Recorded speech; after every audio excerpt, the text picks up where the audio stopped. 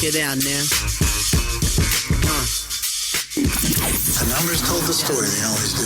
It's one of those idiots who believe in analytics. This is a numbers game with Gill Alexander on VSiN. Good Monday morning to you. It is a numbers game at VSiN, the sports betting network, VSiN.com, Game Plus, iHeartRadio, and YouTube TV. Of course, SiriusXM channel 158 as well. It's Gill Alexander, guessing lines, week number 3, National Football League, alongside my little buddy Kelley Bydlon. Hey, how we doing? How you doing, man? Good, man. Great weekend. Great weekend in the National Football. You did well betting-wise? Had a fantastic weekend. Nice. Oh, yeah. Yeah, it was great. I did okay myself, but I wouldn't call it fantastic. I will take a Sunday like that every single week, Gil. I'll take that. How about that? Good for you. What did you do? What, 5-0 in millions? What did you do? 4-1. Okay. That's 4-1. Maybe a little team from Denver prevented that from being 5-0. Oh, we'll talk about that. Or officials or something, hey. I don't know about officials. Well, maybe. We'll talk about it. This is Guessing Lines for week number 3. A little later on in the show, we will talk to Adam Burke about baseball, and so he can gloat about his Guardians just destroying me. We can do that a little later on the show. But for those who, and then we'll talk about the 2 Monday Night Football games. A double header tonight. Let's go. In the National Football League. Though I will say this, I feel like my work for the weekend is done, and that if you could throw 4 teams out there that I have less feel for, I'm not sure if you could do better than these 4 tonight. Yeah, that's pretty fair. That's pretty fair. I think that's part of the reason I'm really looking forward to watching them. Yep. Texans, Bucks, Chargers, and Raiders. We will talk about that. Now, for those who are new to the Guessing Lines experience, let me just use last week as a sort of indicator as to what we do here. I do not know the lines for the upcoming week. I'm watching the games. I'm taking notes. I go to bed. It's very easy for me to stay in a cocoon. And what I do then on Monday morning is we go through games from yesterday. Kelley tells me what the matchup is, obviously in advance, and then I hazard a guess. And by hazard, I mean I could look really stupid doing it. Kelley then tells me what it is. And hopefully in that exercise, we find value. Now, a week ago today, the Bears and the Vikings hadn't yet played Monday Night Football, and I was incredulous about the Lions only being 4.5-point favorites against the Bears and the Falcons being 5.5-point dogs against the Vikings. To the point where I even guessed, before the Vikings played, I said the Falcons should probably be a tick of a favorite. After the Vikings played, I conceded maybe a tick of a dog. But 5.5, I couldn't believe it. Now, I also thought the Steelers was low.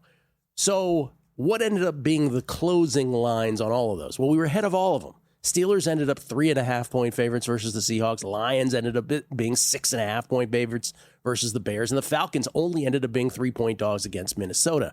Now, that's one thing to be ahead of them. It's another thing for them to manifest and actually become wins in your betting ledger. 2 out of 3 ain't bad, as Meatloaf used to say. Lions and Falcons, easy peasy. Steelers, once again, not so much.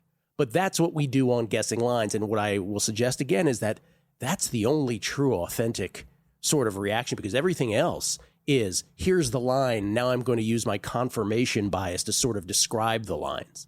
So that's what we try to do. And again, sometimes, most of the time, our first reaction is the best reaction and helps you towards a good week. Before we get into this week's games, Kelley, we always like to look at Circa Survivor and update that, as we have done on this show all the way since 2020.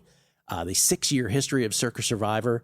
This remains, after 2 weeks, the lowest rate of eliminations by far. Now, I understand we have 2 more games tonight, so there's an asterisk, right? But it ain't going to get close.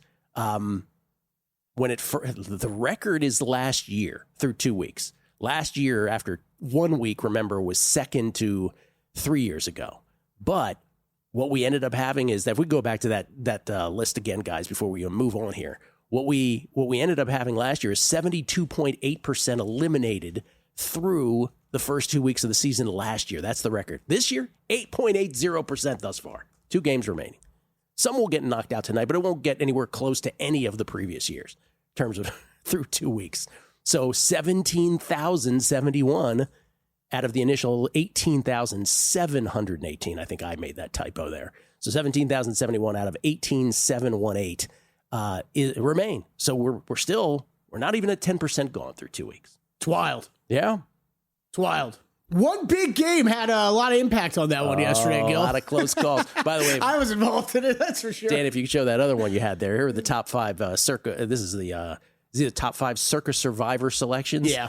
Arizona, Baltimore, Dallas, the Rams, and Detroit. They all got there with the, I will say, Arizona and Dallas being some easier than others, being the real tough ones. Arizona and Dallas were the ones where it's like, oh boy, and they still got home. We'll get to all of that, but that's your Circa Survivor update. So a historical, at least in the 6 years of Circa Survivor, a historical low through 2 weeks. There you go. That's wild. It's I as someone who's played in this for 4 years now. Week 6 is the furthest I've gotten. Every other time has been week 3 or earlier, Gill. Yeah. So I'm just happy to still be here and still be participating. Yeah, it's like thanks for allowing me, Circa. Easy go through in the end for some of us, for all of us, but then you look around, you're like, oh, nobody got eliminated. Great. Yeah, right, exactly. Yeah. Intrinsic value of each entry at this current moment. Oh yeah, what are we up to, Gill? What's my money at? Remember, you paid $1,000. $1,000. How many more fives of dollars do I have? With 2 games left in week 2. $1,096.48. Let's go! Chop! What's that site called again? Anybody want to buy a piece of my entry? That's right. It's up and good about. All right, you want to get this going? Yeah, let's go. By the way, Circa Millions got it. I guess we're starting guessing line. Yeah, week 3. Here we go. We can look at Millions quick. Boom. Circa Millions real quick. Only 2 of the top 5 got home. 0 of 5 last week. Only the Lions and Eagles got home out of the top 5. Broncos, Dolphins, what was it? Broncos, who and the Jets? It keeps going off the screen. I can't. Cowboys. Yeah, Broncos, Cowboys, and Jets. Didn't get there. All right, let's do it. Thursday night. All right, Thursday night, Dolphins at the Bills. Dolphins at the Bills. Ooh. Bills we don't have to say much about. The Bills was most noteworthy. The Jets just couldn't do anything. Here's the Jets' drives in the first half, 3 and out. Oh, excuse me. Actually, we'll pick up the Dolphins and the Bills later in the game. I think I erased a bunch here. But essentially, Jets were 3 and out. Bills went up 7-0. Jets, first play, next drive, Fields hit by Matt Milano. He fumbles, went to 10-0. A punt for the Jets. Another field goal, 13-0. A 3 and out for the Jets, went to 20-0. It got it to 20-3. This game was over. The competitive portion of this game was over by halftime. And then it got worse, 23-3, another Jets 3 and out, then 30-3. And then Fields hurt on a Bosa sack. He had to leave Tyrod Taylor in. They got a garbage touchdown, 30-10. That's all we need to say about that game in favor of the Bills. And Josh Allen only had to complete 14 forward passes, 14-25 for 148. He had 6 carries for 59. James Cook did most of the damage on offense, 21 for 132 and 2 touchdowns, 403 to 154 in total yards. We ask a question at the end of each megapod. You know, what's the game? What's the big favorite you think is the most likely to lose outright? 3 of us said the Bills. Psh, that was dumb.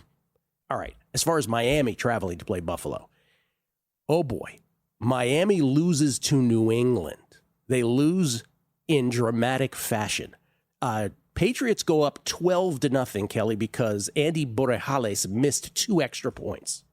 So 12-0 Patriots first quarter. At this point, Miami's D is 0 for 9 in terms of stopping a scoring drive, going back to last week against the Colts. Then Miami does go 8 plays, 83 yards, 2 to Jalen Waddle for 18, 12-7 New England. Borrejales does kick a field goal, 15-7 New England, late second quarter. Now Miami's D is 0 for 10 on the season in terms of stopping scoring drives. Miami does go 6 plays, 77 yards, 2 to Tyreek for 22 to start, to Achane for 29 out touching, 15-14 New England, and then New England gets the ball back, and that kind of ends the streak right before halftime because they go to the locker room. Miami, to begin the half, get a field goal to go up 17-15, and then another field goal, because then they do stop New England legitimately, 3 and out. 20-15 Miami, 3:37 left in the third quarter. All right, you ready? Here we go. 20-15 Miami, 3:37 left third quarter. New England, 3rd and 3, own 24, May to Ramondre for 55, Gibson for 15, May in from 6. New England goes up 21-20. They go for 2. They get it. Ramondre in, 23-20. New England, closing seconds of the third quarter. After a couple punts, Miami punts, and then New England goes in punt formation. They punt it away. Malik Washington of the Dolphins bobbles the ball, then secures it, then goes 74 yards to the house, 27-23 Miami with 7:18 left in the game, and you're like, oh, Miami's going to win a ball game. ensuing kickoff. Antonio Gibson of the Patriots, 90 yards to the house, 30-27 New England, mere 12 seconds later. You can go a whole NFL lifetime and not see that. Yeah, it's incredible. Punt return followed by kickoff return to the house. So where are we? That's a 30-27 New England now. 7:06 left in the quarter in the game. Miami starts at their own 13. They matriculate. 1st and 15 at their own 42. They're down 3. Tua airmails a wide open Tyreek in the middle of the field. 4th and 9 at their own 48 with 2:21 left. Tua throws a terrible pick right to Marte Mapu. Returns at 20 yards. New England set up at the Miami 38 with 2:12 left. They get a Borahales 53-yard field goal to go up 33-27. 1:47 left. Miami can win this. It's open. Miami, after a kickoff short of the landing zone, huge break. Landing zone, that is, huge break. They start at their own 40. Down 6. They get it to 1st and 10 at the New England 44. Tua to HN, sprints past the D on the sideline. Touchdown, Miami's going to win this. But no, he stepped out of bounds at the New England 26 with 1:09 left. Still plenty of time, but false start, delay of game, incomplete, 8-yard pickup, sack. Leaves Miami with a 4th and 12 at the New England 28 with 53 seconds left. Tua sacked again, ball game. 33-27 Patriots. Tua 26 of 32 for 315 in the defeat. Buffalo's got to be if Buffalo's a 9.5-point favorite, people will bet Buffalo. If they're a 10.5-point favorite, people will actually bet Miami. So I said 10. I like your thinking, Gill, but let's see if he's got the stones to bet Miami, because it is 12.5. The answer to that question is absolutely not. 12.5. Wow. The first dog of the year where you're like, yeah, I'm 2 points off, and I'm still not that interested in it. Still not interested. Yeah. Wow. If you need a Thursday night this year to make some plans or something, might be your first opportunity. More to say about this after the break. Coming back.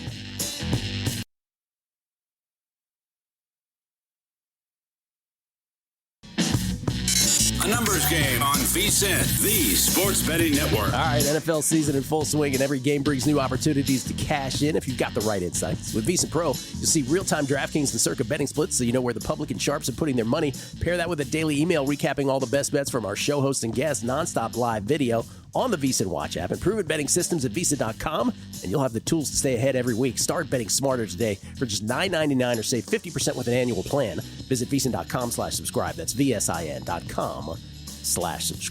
Gill Alexander, we get tweets at Beating the Book. Always appreciate the feedback. The numbers, guys. Hey, Gill, guessing the lines, an exercise in winning. Thank you, sir. I hope so. Hope we can do that every week. Xavier82, Jacob, the Arizona Cardinals really made it a sweat for no reason the last 2 minutes of that game for my Survivor entry. Yours and everyone else who had them, Xavier. Yeah. New We'll Mania. get to that. New Mania.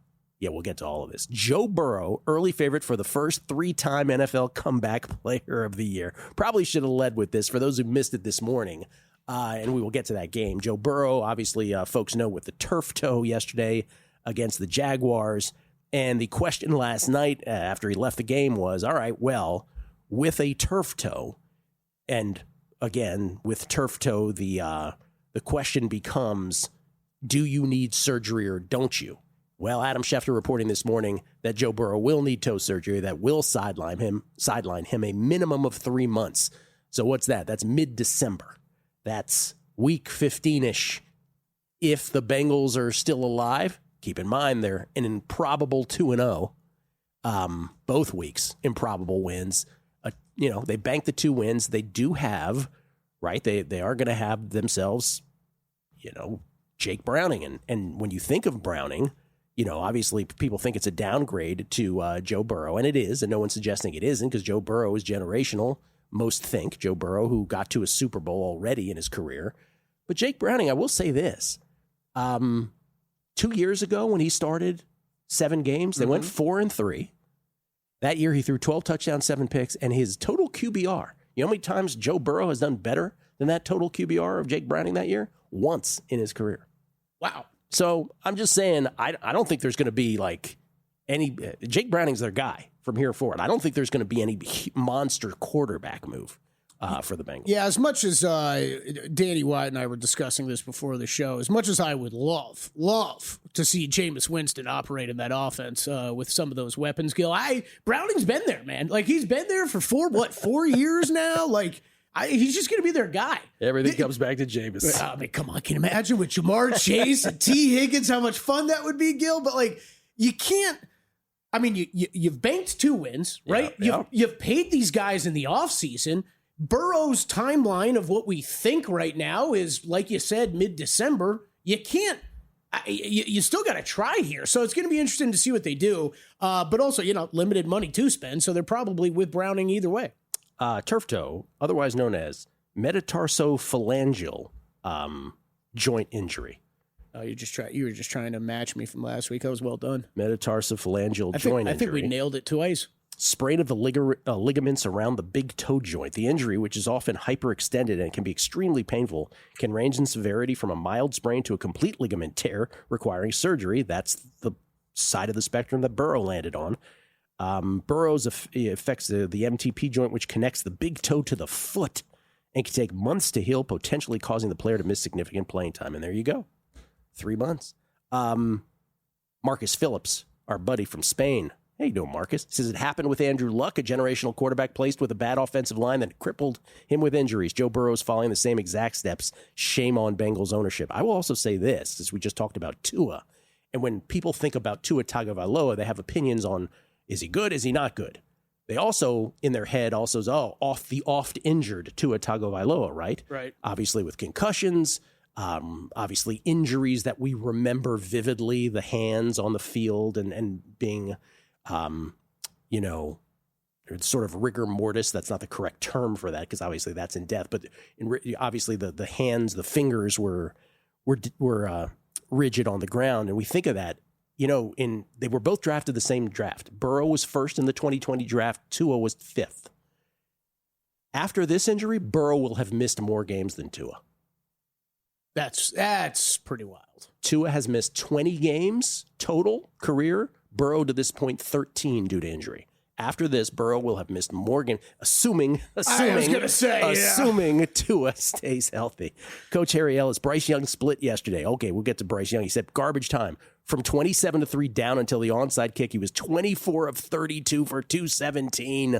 3 touchdowns, no turnovers, sacked only once. When the game mattered, first half and after onsides, he was 11 for 23 for 111, 0 touchdowns, 2 turnovers, sacked twice, and had an egregious intentional grounding. The same split occurred last week versus Jacksonville. Man. All right, we'll get to more tweets here. By the way, that's the Coach Harry Ellis tweet. Yeah. We'll get to more tweets here. Good notes. I noticed that as well. That is for sure. All right, so Buffalo was 12.5, but I still don't want any part of it, even though I guess 10.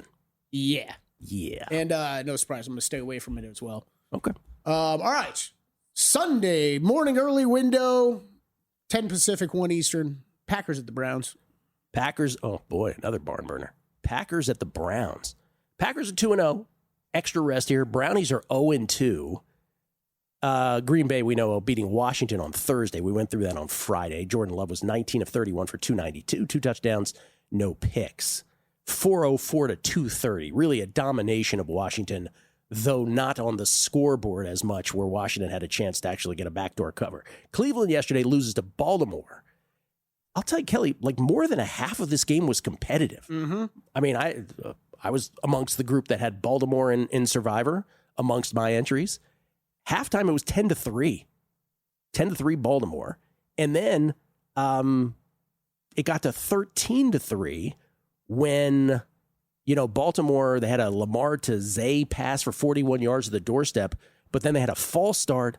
Andrews got the ball knocked out of his hands by Delpit in the end zone, and then Garrett sacked Lamar. So they settled for a loop field. It was 13-3 Baltimore, 2.5 minutes into the third quarter. And you're like, is Cleveland really hanging around? And then not so much from that point on. Cleveland 3rd and 4 at their own 46. Flacco picked by Nate Wiggins, returned at 60 yards. Baltimore set up 1st and goal to Cleveland 5. 4th and goal to 2. Lamar to Devontae Walker, or as you know him, Kelley, Tez Walker, from 2 out, touchdown, 20-3 Baltimore. Still 10:09 left in the third. Cleveland, though, comes back. I mean, it still wasn't over, right? Cleveland 71-yard drive. This was the touchdown where Flacco got it to Tillman off a deflection, off a Marlon Humphrey deflection from 18 out with 5:02 left in the third quarter. 20-10 Baltimore at that point. I should say from this point forward, it's all Baltimore. 66 yards. Lamar to Tez again from 24 out, 27-10 early fourth quarter. Cleveland 4th and 6 at the Baltimore 33. Flacco sacked by Tavius Robinson, fumbles, Roquan recovers, Roquan Smith, 63 yards to the house, 34-10, and then after a turnover on downs, Baltimore, Lamar to DeAndre from 23 out. You don't need to say the last names of some of these guys anymore. Hopkins, 41-10. It would end 41-17. Joe Flacco, 25-45 for 199. And Kevin Stefanski says he will not bench Joe Flacco. Will not bench Joe Flacco. Green Bay on the road at Cleveland, 7.5. We favorites. are at 8.5 right now. Even more. No, 9.5 at DraftKings. There are 8.5s out there, though. Shop around, 8.5s in the market. Teaser leg of the year of the week, Gill. Of the year of the week? Year of the week. Teaser leg of the year, number 1 for Kelley Bydlon. Green Bay Packers, 8.5. Yeah. That sounds about right. That's fine. That, I don't want to focus too much on Should be the more Ravens. than 7, less than 10. Well, I mean, Browns, is there anything to say about this quarterback situation, this team going forward? Oh, I should mention that. God bless everybody in Cleveland listening to Sports Talk Radio this week, which have some of the best. Yeah, the garbage touchdown, I should mention, was they inserted Dylan Gabriel into the game. For those who missed it, Dylan Gabriel to Dylan Sampson from 8 out to make it 41-17. That was the ball game. But no, there's no controversy I mean, this is here. We'll We'll ask Adam about it later, but you really you got to sit through days, weeks now of should Joe Flacco be playing or not for this Browns team that's going to win all of 4 or 5 games? This is rough times. I mean, it's a lesser version of the Giants situation, right? Which we'll get to. Yeah, but it feels much lesser, right? It does feel much lesser only because of where he was drafted. Right? Yes. Dylan Gabriel was a third round pick? Third round pick, right? And Jackson Dart was a first round pick, right? So did you see that Shador report this weekend, by the way? Yeah, that the Ravens wanted to draft him, but he said no. And in the 5th round, too. He had already slid. Because he wanted a shot to start, and he couldn't do that in Baltimore, the assumption being he could elsewhere. How crazy is that? How crazy is he? So in the moment, you are sliding in the draft. Yeah. And then someone gives you a call in the 5th round, finally. Your ego is shot at this point. You thought apparently not. You thought you were, that's what I mean. You thought you were going to be a first round pick, but apparently not. Apparently you still felt like, you're like, oh, Baltimore Ravens, perennial contender, you guys want me? Psst, no. You got Lamar. Get me on a team I can have a job. Don't take me. Wow. Wonder how much of that is his father whispering. I don't know. Anyway, those are 2 lopsided games. Yep. And I'm not running to bet the dog in either. Get Packers tied in a couple despite the fact that I teams. think they're just a couple points maybe high. More Sunday morning games, week 3. Guessing lines. Interactive exercise. Hope you're playing at home. It's a numbers game at VSiN. A numbers game on VSiN, the sports betting network. Kelley, you a fan of The Sopranos? Yeah. Love this. Ever wonder where the actors from that show ended up doing afterwards? What they ended up doing afterwards? Yeah, of course, always. I think we might have discovered what Lorraine Bracco's doing. Monday Night Football just got better with Bracco. Every NFL player prop is priced at a fair -110, -110 instead of the inflated -120 you see elsewhere, giving you more value on every play. And right now, get Bracco's welcome bonus. Just use code VSIN for a 50% deposit match up to $100 for new users, plus monthly rewards whether you win or lose. Sign up today and start betting smarter at Play Bracco. BRACCO. That's playbracco.com. We get tweets at Beating the Book. Buddhist Man. Travis Kelce is around 3 or 4 more drops from having a song written about him. He means by his wife. Yeah. That's getting tough to watch. Andy Vigil. Can you bring up Zach Taylor? For as bad as the game management is around the league, Steichen playing for a 60-yarder. We'll get to all this. This dude deserves credit for actually going for a touchdown to win the game and not a field goal. Yet the Sharp community, quote unquote, thinks he sucks. Well, worth a shout out. I'll accept that. We'll get to that game. Dell Mind the Gap Radio. Kelley looking good. Say hello if in the book Thursday night for the Miami bloodbath, he says, under or over 5K in Bills Survivor. So will more than 5,000 of the remaining 17,000 plus go with the Bills this coming week for Thursday Night Football?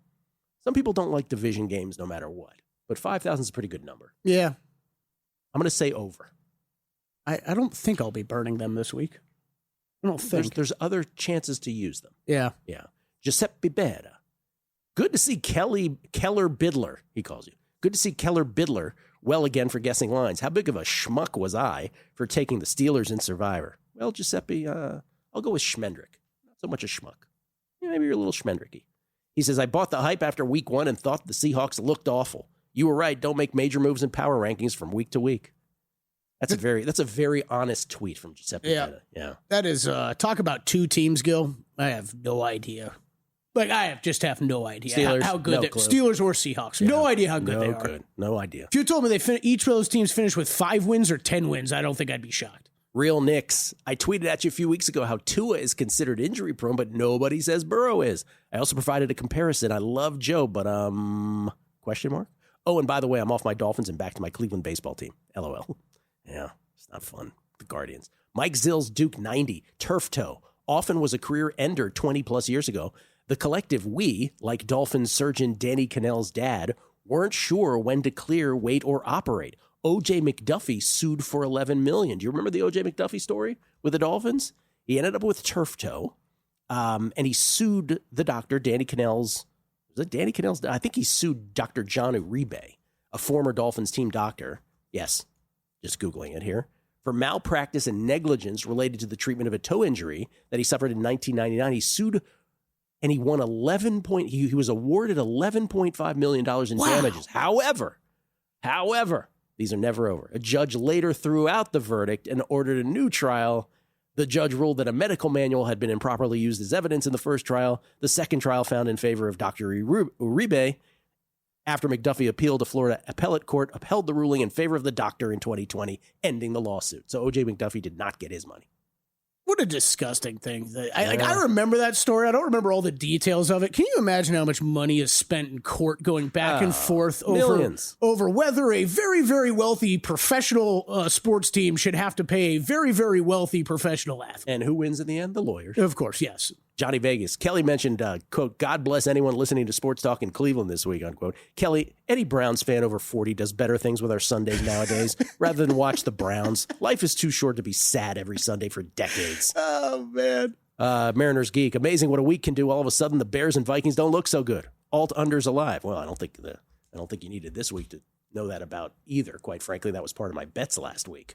I mean, on guessing lines, that was part of my reaction. Like, people overreact. Like, oh, the Vikings are good. And the Falcons are not. The Falcons are 5.5-point dogs. What are we doing? The Lions are only 4.5-point favorites against the Bears. What are we doing? Like, it's the overreaction is incredible.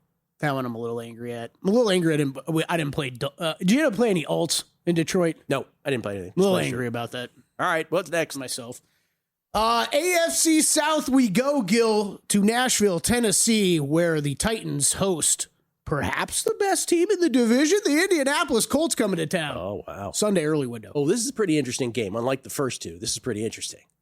Because you're right. I think the Titans are better than their record, and I'm not sure the Colts are as good as their record. So this game starts, we're talking about the Colts and the Broncos yesterday, 13-7 Indianapolis, early second quarter. Let's start there, where the Colts at this point, 10 drives to start the season with a score.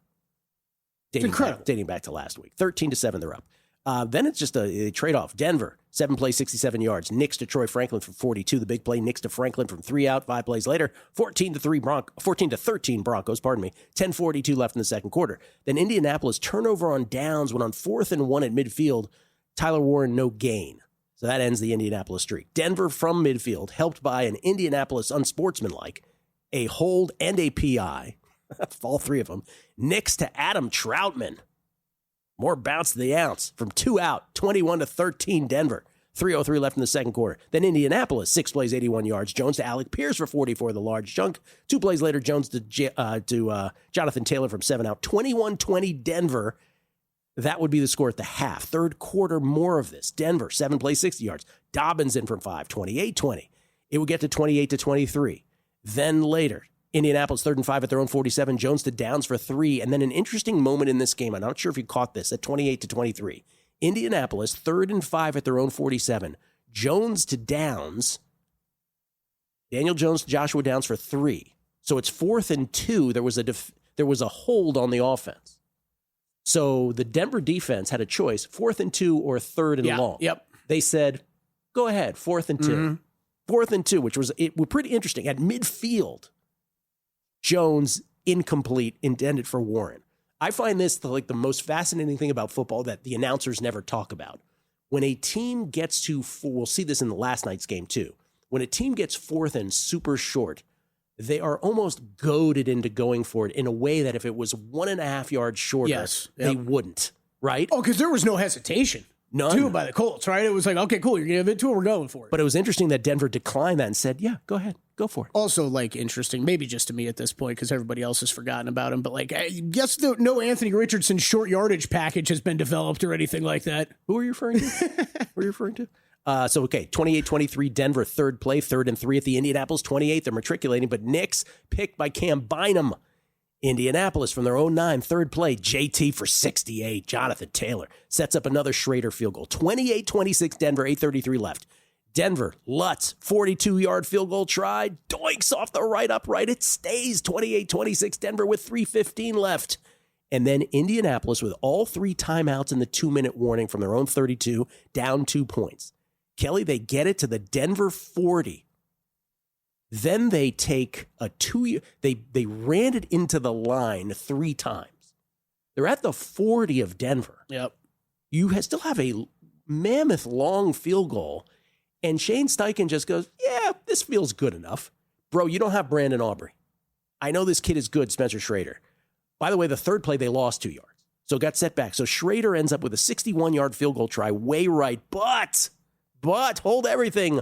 A leverage call on Denver's Dondre Tillman. That's a penalty. That's a 15-yard penalty as he pushed off the back of the long snapper. Schrader from 45. Good ball game. Colts with the reprieve. Shane Steichen let off the hook. 29-28. Colts win it. Daniel Jones, 23 of 34 for 316. Uh-oh, Kelley. Uh-oh. Better get Mako. Taylor, 25 for 165 on the ground. Warren, 4 catches for 79. And Schrader, 5 for 5 with field goals, including the game winner from 45 because his miss got nullified. They're at Tennessee. Tennessee lost to the Rams.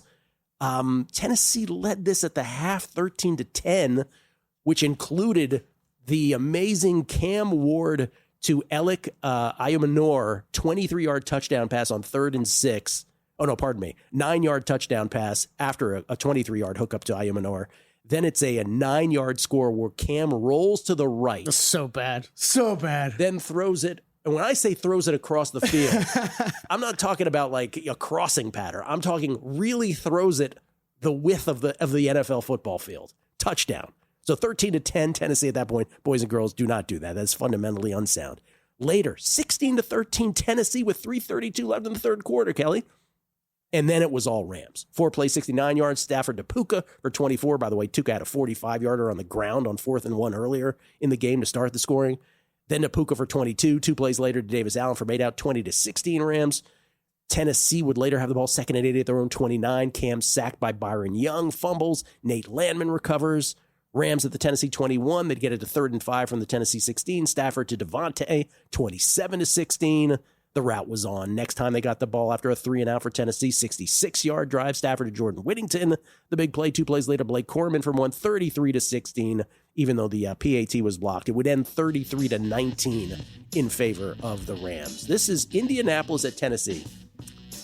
Based on what's happened the first 2 weeks, Indianapolis will be the favorite, but not quite by a field goal, I'll say minus 2.5. Colts 3 at DraftKings juiced to minus 122. Oh. Minus 120 also is what you mean. Yeah. Interesting. The full 3, huh? Yep. Okay, coming back.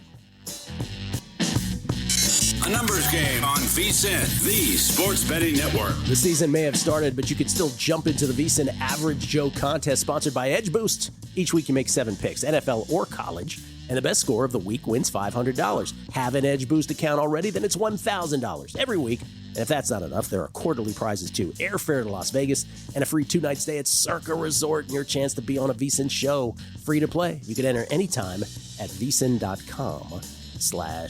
By the way, Tennessee's in, while the slams have ended, the tournaments have not.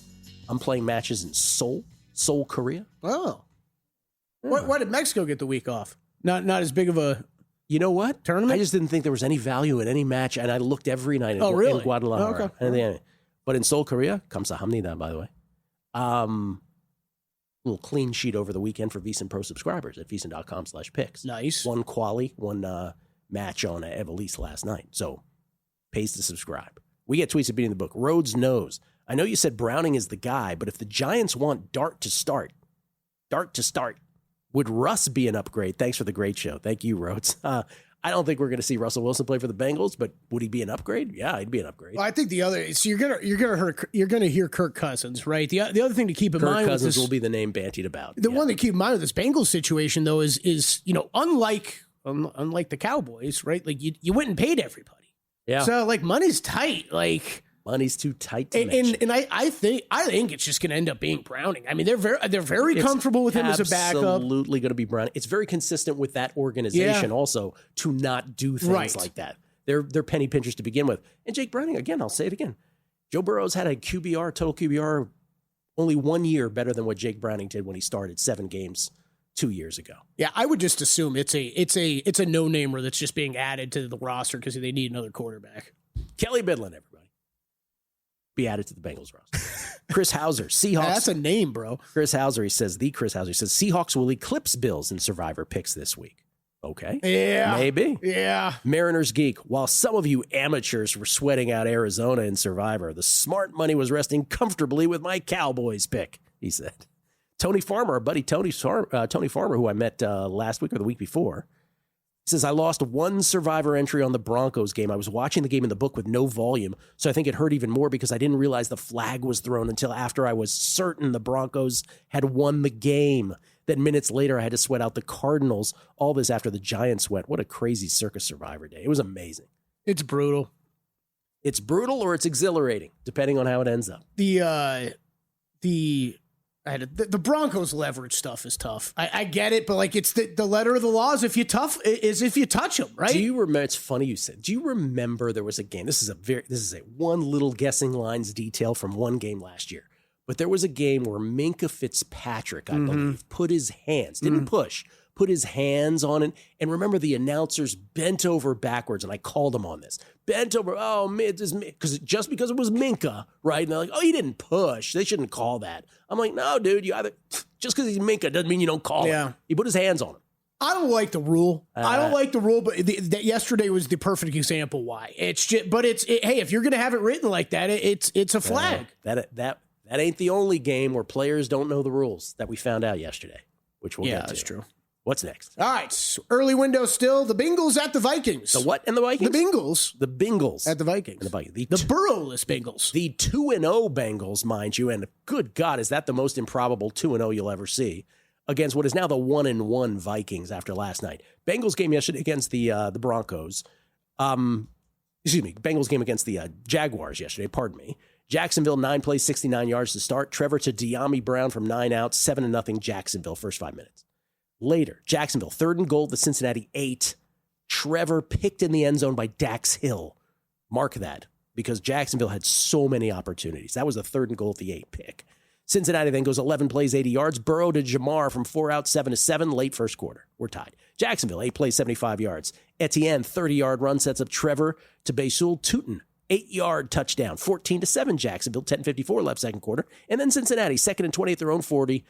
This is the one. Burrow sacked by Eric Armstead, toe injury, leaves game. And as we found out this morning, he will need surgery. He will miss 3 months. Jacksonville, 3rd and 6 at their own 17. Trevor picked by Jordan Battle. That would lead to a field goal. Anyway, Browning would get picked, by the way, in response by Eric Murray late in the half. 17-10 Jacksonville at the half. Third quarter begins. Cincinnati now with Jake Browning, 7 plays, 76 yards. Browning to Jamar for 25, 12 and 12 on the drive to Mitchell Tinsley from 13 out. Great catch. Tapping the feet, or got the shin in anyway. 17-17, 11:05 left third quarter. Jacksonville 3 and out. Next time, Cincinnati has the ball. 3rd and 6 at their own 39. Browning picked again by Andrew Wingard. Returns at 39 yards. Jacksonville set up at the Cincinnati 35 plays. Trevor to Etienne from 11 out. 24-17 Jacksonville. 4:08 left third quarter. Cincinnati set up at the Jacksonville 47 after a nice return by Samaje Perine and an unnecessary roughness tacked on. Third play from scrimmage, Browning to T. Higgins from 42 out. We are tied again at 24 apiece. 2:39 left in the third quarter. Then Kelley, Jacksonville, 2nd and goal at the 7. Trevor, perfect pass to De'Ami Brown in the end zone. Drop. Yeah. Settle for a little 25-yard field goal, 27-24 Jacksonville, 11:43 left in the fourth quarter. Cincinnati 3-and-out. Jacksonville gets it back. 4th and 2 at the Cincinnati 47. They're up 3. They decide to punt. 4th and 2 at the Cincinnati 47. Up 3. They decide to punt. Interesting. Oh, boy. That won't come back to haunt them. Cincinnati, not the drops, not the picks in the end zone, none of it, right? Sure. Cincinnati, 2nd and 10, their own 23. Browning picked again by Devin Lloyd. He returns it for 22 yards. Jacksonville set up at the Cincinnati 12. 4th and 5 at the Cincinnati 7. 3:47 to go. They're up 3. What do you do here, Kelley? Do you go for it or do you kick a field goal to go up 6? Going for it. That's what he did. Yep. Trevor, incomplete, intended for Brian Thomas Jr., another straight drop. Cincinnati now from their own 8. They're still down 3 improbably. 4th and 3 at their own 15 with 2:45 left. This is what Andy was talking about on Twitter. They decide to go for it at their own 15, down 3, 2:45 left. Browning to Chase Brown for 13. Then a 4th and 5 at their own 33. A PI on Travis Hunter. Travis Hunter guarding, I always mess up his name. Yosevas. Yeah. Do you think that was a PI? Yeah. Set up at the Jacksonville 42. Then it was all Bengals to Brown. Or it's a legal contact. It's just a wrong call. Right? It's a legal contact. I agree. I think it was a foul. To Brown for 5. To Jamar for 16. To Gesicki for 10. To Jamar for 7. Chase for 3 to the doorstep. Then offside Cincinnati. Brown for 2 to the 3. To Gesicki for 2 to the 1. Browning over the top. Touchdown. 31-27 Bengals. 18 seconds left. The game ends on a Hendrickson sack of Trevor. Wow. That is a just messed up loss for the Jaguars. Picks in the end zone, drops by multiple receivers. Just incredible. They're going to be a fun dumpster fire all season long, Gill. Yeah. It goes back to my list, right? There's some teams that have been off on that list so far. There's some teams that have been right on, man. This Jags team, they can score. I think this offense has still got a lot of potential. The defense is an absolute disaster, and Lawrence is going to make mistakes. Okay. This is Cincinnati at Minnesota for this? For our purposes here? Yes. Okay. Minnesota last night. This was clear early to me. By the way, the fact that this was even a game, this ended 22-6 Atlanta. This should not have been this close. Atlanta, 3-0 game. They take over the Minnesota 36. This is first quarter. They have to settle for another Parker Romo 29-yard field goal. So 6-0 Atlanta as they settle twice for field goals. Parker Romo in for the not cut, but just taking a breather, Young Hae-Koo. Not cut from the team, Kelley. Yeah, it's a weird situation. Atlanta later now up 6-0. 1st and 15 at the Minnesota 48. Penix to London for 18, but Eric Wilson punches the ball out. Recovered by Theo Jackson. So it's still 6-0. At this point in the game, the first quarter stats, 6-0 game. Atlanta 123 total yards, Minnesota 18. Only lead 6-0. Minnesota then gets to Atlanta 3. Broken play on a McCarthy fumble delay. Sacked by Jalen Walker. Sacked by Ruke, my favorite name to pronounce in the NFL, or Hororo. Will Riker, 33-yard field goal, cuts it to 6-3. Later in the quarter, second quarter, Minnesota 1st and 10, their own 26. McCarthy picked by Billy Bowman. Atlanta takes over at Minnesota 38 with 2:03 left in the second quarter. Still have to settle for a field goal, 9-3. And then, again, like KOC is going to get credit for this, but this I thought was ridiculously stupid. It just worked out for him, just like it worked out for Steichen at the end of the Colts game. 25 seconds left. McCarthy, deep in their own territory, down 9-3. They decide to run plays, and McCarthy's sacked by Brandon Dorless. Then you're thinking, surely with 12 seconds left at their own 17, they're not going to run another play, but they do. And McCarthy hits JJ for 50, and it results in a Reichert 51-yard field goal, 9-6 Atlanta at the half. It would get to 12-6, and then Minnesota set up at their own 48 to start the fourth quarter. First play, McCarthy sacked by Zach Harrison. Fumbles recovered by Divine Diablo. Atlanta set up at the Minnesota 38, forced to settle for another Parker Romo 54-yard field goal. What a kick by him. 15-6 Atlanta. Minnesota 3rd and 1 at their own 28. Then McCarthy airmails an open Jalen Naylor. 3 and out. That was their chance. But Atlanta starts at their own 17 with 9:39 left in the fourth quarter. They matriculate. They grind the clock. That would get it to 22-6 when Minnesota just lets them score. At one point, Tyler Algier in from 5, because otherwise they would have no mathematical chance of winning. They still didn't win. 22-6 Falcons. McCarthy only completes 11 forward passes. I will say Minnesota is a 3-point favorite against the Jake Browning-led Bengals. Out to 4.5 now over DraftKings. Wow. Disrespect for Browning. That might be a play on the Bengals for me. Coming back. The numbers told the story. They always do. It's one of those idiots who believe in analytics. This is a numbers game with Gill Alexander on VSiN. Hour number 2 of a numbers game at VSiN, the sports betting network, VSiN.com, Game Plus, iHeartRadio, YouTube TV, and of course, Sirius XM channel 158. It's Gill Alexander, Kelley Bydlon alongside everybody, producer number 9, so much more than a producer. How you doing, sir? Chilling, man. You had a good weekend? It's a good one. It was a good one. I did too. Including, we'll get back to guessing lines here in a moment, including Terrence Crawford, unanimous decision against Canelo Alvarez, which I got a little worried about when a couple of those judges only had it 115, 113 in favor of Bud Crawford. I'm like, are you serious? But thankfully it went the way it should have. I just fired money line. Did you play decision? I was in Cali, so I played at Profit X. So I'd made two. Like a plus 170 money line the then? Tennessee-Georgia game, I put out Tennessee plus 4.5. Turns out I didn't need the extra points. But I put out Tennessee plus 4.5 at, lower juice than it should have been. And I got matched. And then I put out, when it was like plus 140 on Crawford, on Profit X, I put out Crawford at plus 160. And that got filled throughout the day. So I hit Crawford at plus 160 to win it. Yeah, I didn't do by decision. I didn't do any of that. And I'll just say this about boxing, because I loved boxing when I was a kid. Say it so I don't have to. Well, I don't think you're going to say what I'm going to say. Oh, okay. Yeah. I loved boxing when I was a kid. Love Sugar Ray Leonard, love everything about it. Heavyweights, welterweights, Hearns, Hagler, everything. And then the pay-per-view era hit. And so for the last 40 years, right, out of greed, out of making money, the boxing establishment has completely killed off the sport because you don't have a new generation that loves boxing. They prefer UFC. And I will just say this about boxing and Terrence Crawford. We have been fed for the last 2 decades that the best fighters in boxing pound for pound have been Floyd Mayweather and Canelo Alvarez. I'm telling you right now, man, as a guy who grew up on Hearns, Hagler, and Leonard, Terrence Crawford's better than both of them. Ooh. Terrence Crawford at 37 years old is the only guy of those three that I think could have competed with those guys 40 years ago. What's crazy is I felt like age is becoming a thing for Canelo, but then you go and look at Crawford and you're like, he's older. Dude is amazing. Anyway, so and a shout out. All I was going to say is I thought the fight was kind of a snooze.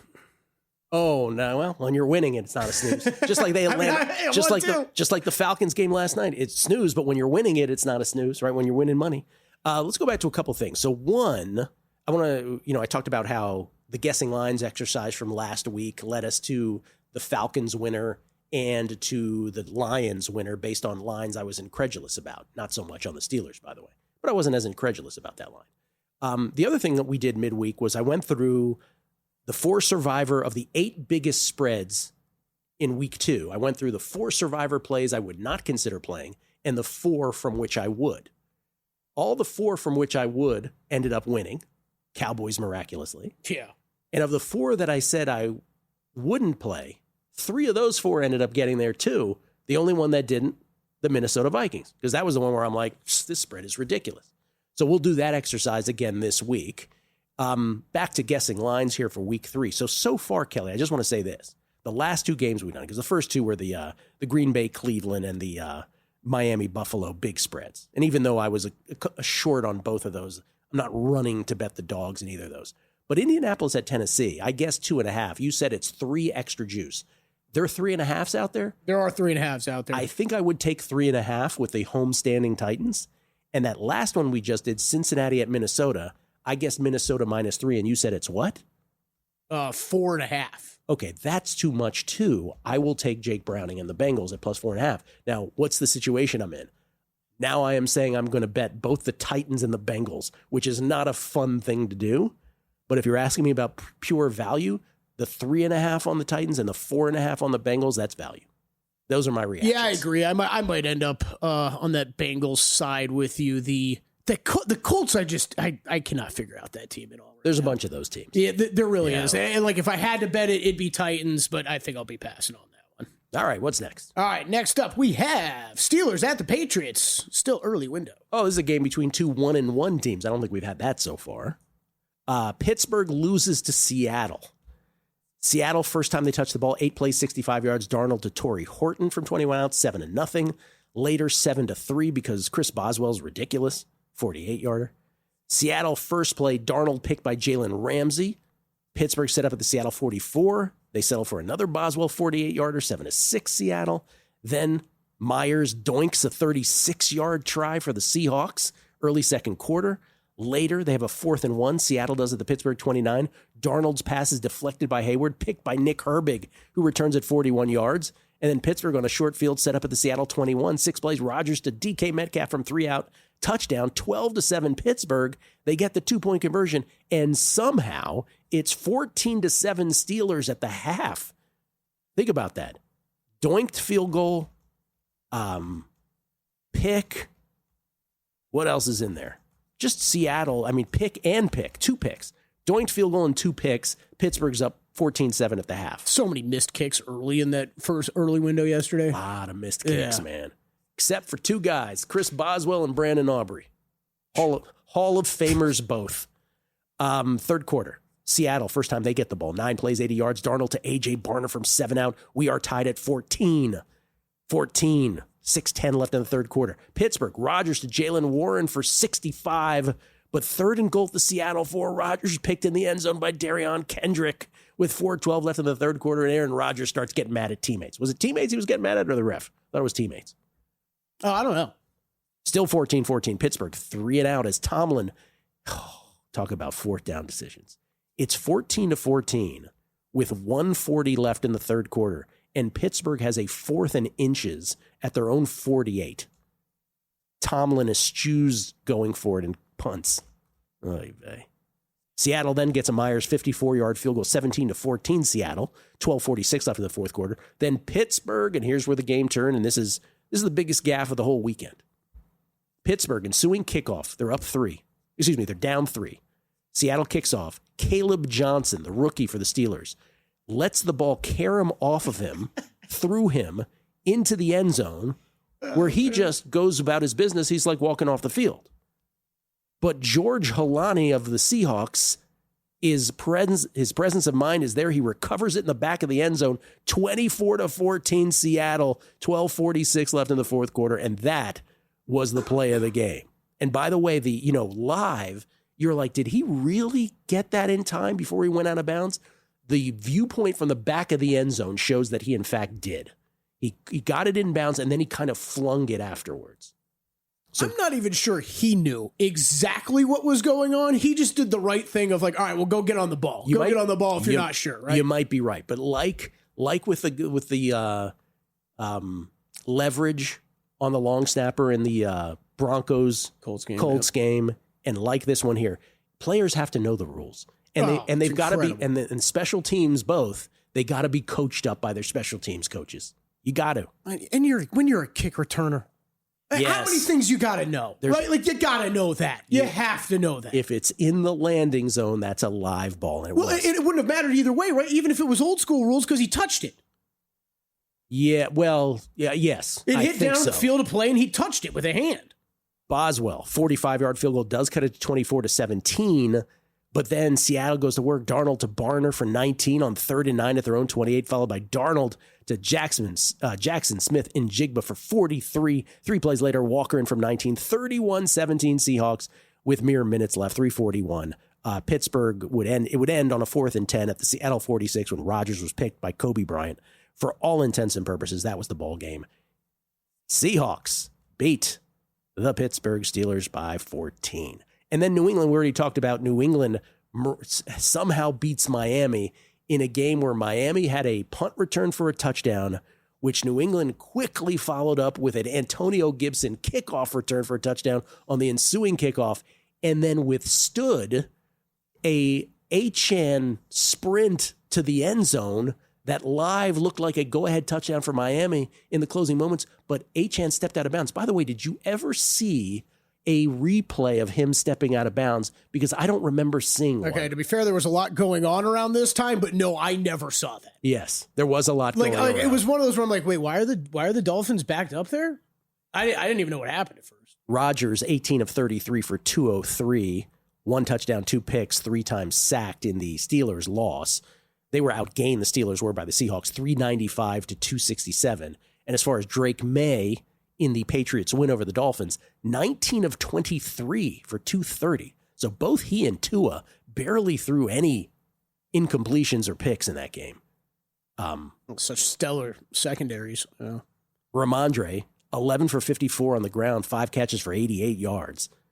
And Borregales, though he kicked a long field goal, he was 1 for 3 on extra points for the Patriots. Remember, it was 12-0, not 14-0. Anyway, Pittsburgh at New England. Ooh, this is an interesting line. Yeah, interesting line. Okay. Interesting is a good word for it, Gill. I'm going to go Pittsburgh, but I'll split the difference between 3 and a pick 'em. I'll say -1.5 in favor of the Steelers on the road, just because they're the veteran defense, even though they haven't played that well, a veteran defense against Drake May, I'll say they're a tick of a favorite. Ding, ding, ding, ding, ding. Right on the number. Really? 1.5 Steelers. Oh, Yes. bang. Well done, sir. Well done. And we could just skip ahead to the end of the week and ask me what game do I want nothing to do with, Gil? This would be it. This would be it. I mean, I'm 0-2 on the Steelers this year so far. I took them against the Jets. They won, but they didn't cover. And then I took them yesterday, and then any chance they had went away with that gaffe on special teams. I'd like to say I think the Patriots are a good tie-in with the Packers for that teaser leg, but I don't know if I trust this Patriots team. It's a good call you made on the Steelers. They won 5 games. Would you be that shocked? If they won 9, would you be that shocked? No, not at all. Yeah. I have no idea how good this team is. Am I really betting the Titans and the Bengals? Is that what I'm doing? Oh, It's the NFL. Let's have some fun. yeah, might do that. More guessing lines. Looking for value in week 3. It's what we do on a numbers game at VSiN, the Sports Betting Network.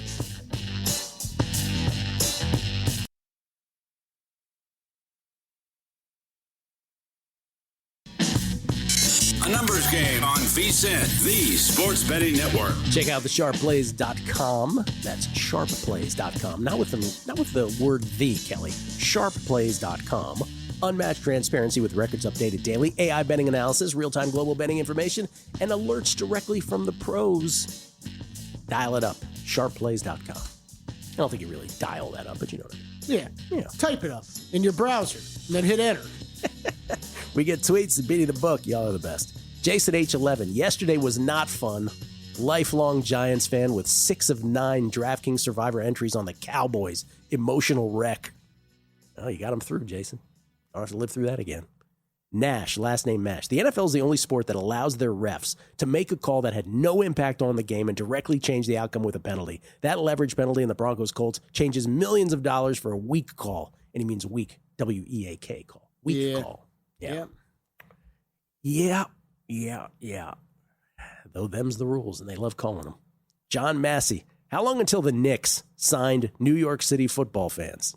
Kelley, how long until the Knicks? Kelly's already doing it. You got the Knicks in about a month. Kelly's already doing his NBA prep. Actually, no, it comes in waves. Most of it was in July. Like July, I've taken off the past month and a half. As you should. Yeah. Buddhist man. What a missed opportunity by you, Gill, to drop Roquan the chef right before saying you don't have to say some of these guys' last names anymore. You're right. Totally blew that. This is from Ice Cold Gambler. Love that ANG is talking about boxing. Just another reason Gilly and Kelley are the best in the game. Oh, thank you, Jason. Appreciate that. Judd O'Connor. I was at the Vikes game last night. Vikings. Only took until the third quarter to start booing the quarterback. Heard rumblings behind me. This guy's playing like a rookie. Yeah, man. It's because he is. He said, yeah, man, no blank. It's because he is. Let's see. The Great Swami.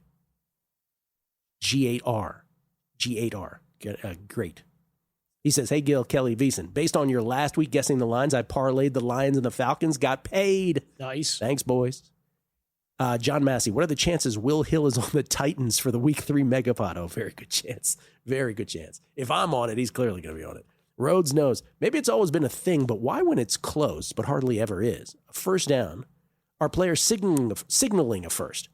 1, we know the ref isn't going to go, okay, move the chains. The player said it's a first down. And 2, they never signal against their team. Oh, yeah, it's 100%. It's ridiculous. It's just a football thing. You do that every time, right? You try to help out the ref. My basketball equivalent is when a ball goes out of bounds and they all point in their direction. That way. Yeah. I was like, oh, if you say so. Scott, New York Mets 16, he says, Gill, they did show the A-Chan replay twice. I know this because I almost threw my remote. Okay, I'm glad. Yeah, I didn't have that game on a separate TV, so it was kind of on my red zone TV. I was catching up on for the most part. I'm not saying they didn't show. I'm just saying I didn't because Kelley's right. There was a lot going on in that moment. Michael Harrison, Gill, I believe the term you're looking for is the fencing position when referring to Tua on the ground. The fencing, that's correct. Fencing is exactly right. When the fingers were rigid like that, fencing. Dan Groeschel, I was watching Red Zone with the incomparable Scott Hansen. Nah, nickname doesn't fit, he says. And I don't know if it was Red Zone or CBS, but they had a very clear shot of Achane's foot on the chalk. Okay. And Bullet Godfrey says the same thing. They did show Miami running back stepping out of bounds. There was that and that play, the Pittsburgh gaff on special teams, which Seattle recovered in the end zone. What was his name? George. Don't remember. I'll tell you. Recovered by George Holani of the Seahawks. Caleb Johnson was the Steeler who muffed it. I wasn't convinced of that till they showed the back of the end zone replay. And I was like, oh, thanks for showing that. Because otherwise I was like, did he really? I thought he did the kind of lackadaisical run up to the ball of like, I don't think this matters, but like, I haven't heard a whistle. Let me grab it just in case, which is smart, right? Yeah. The other one I got a couple tweets on is I made that comment about the illegal contact on the Travis Hunter one. I don't know really what the conversation was after the play. That was my takeaway from seeing that was, okay, he might have swatted the ball down, so if that's supposed to negate pass interference, fine, but he was mugging the receiver down the entire time. That's what Travis Hunter wanted you to believe, that he tipped it. Yeah. All right, let's get a few in here. All right, Rams at Eagles, early window. Rams at Eagles, 2-0 versus 2-0. Let's go. Rams take down the who the Rams beat again? Escapes me now. Who they beat? Titans. Titans, right. We already talked about that. Stafford, 23 of 33 for 298. Devontae, 6 for 106. Nakua, Poka, 8 catches for 91 and 1 run to the house for 45. The Rams outgained the Titans 439 to 252. That Cam Ward cross-field touchdown was just hilarious. Just insane. Just insane. The Stones down make that throw as a rookie quarterback, too. Like, knowing you're going to get yelled at no matter what. That's the code. Cam, what are you doing? Cam, what are you doing? Great pass, Cam. Well, that worked. Philadelphia beats the Chiefs in the Super Bowl rematch, and the Chiefs go to 2-0. We'll get to the Chiefs later. You missed this game. What did I say? 2-0. Oh, yeah. Chiefs go to 0-2 as well. Chiefs go to 0-2. Eagles 2-0. Eagles, or I should say Chiefs, get the first scoring opportunity, but they line up Butker for a 58-yarder. He misses it badly, wide right. So that's at Philly from their own 48, short field, 8 plays. Saquon in from 13-7-0 Eagles, late stages of the first quarter. Then Mahomes, who really seems to understand he's got to run because he's got no weapons. 22-yard run, big play but after a sack, they settle for a Butker 56-yard try. This time he nailed it. 7-3 Philly, early second quarter. Then after a 3-and-out for Philly, next time Casey got the ball, 10 plays, 69 yards. 4th and 4, the Philly 42. Mahomes to Kelsey for 18. 4 plays later, Mahomes in from 13 himself. 10-7 Kansas City. 2:44 left in the second quarter. Philly would add a Elliott 58-yard field goal to end the half. It's 10-10. 10-10 at the half. Third quarter, KC 4-and-out. 4th and 1 at their own 36. Hunt hit by Jalen Carter for a 1-yard loss. So Philly gets a short field again, but they can't do anything with it. Elliott 51-yard field goal is good, though, meaning they can't advance the ball. They settle for the field goal. 13-10 Philly. KC, couple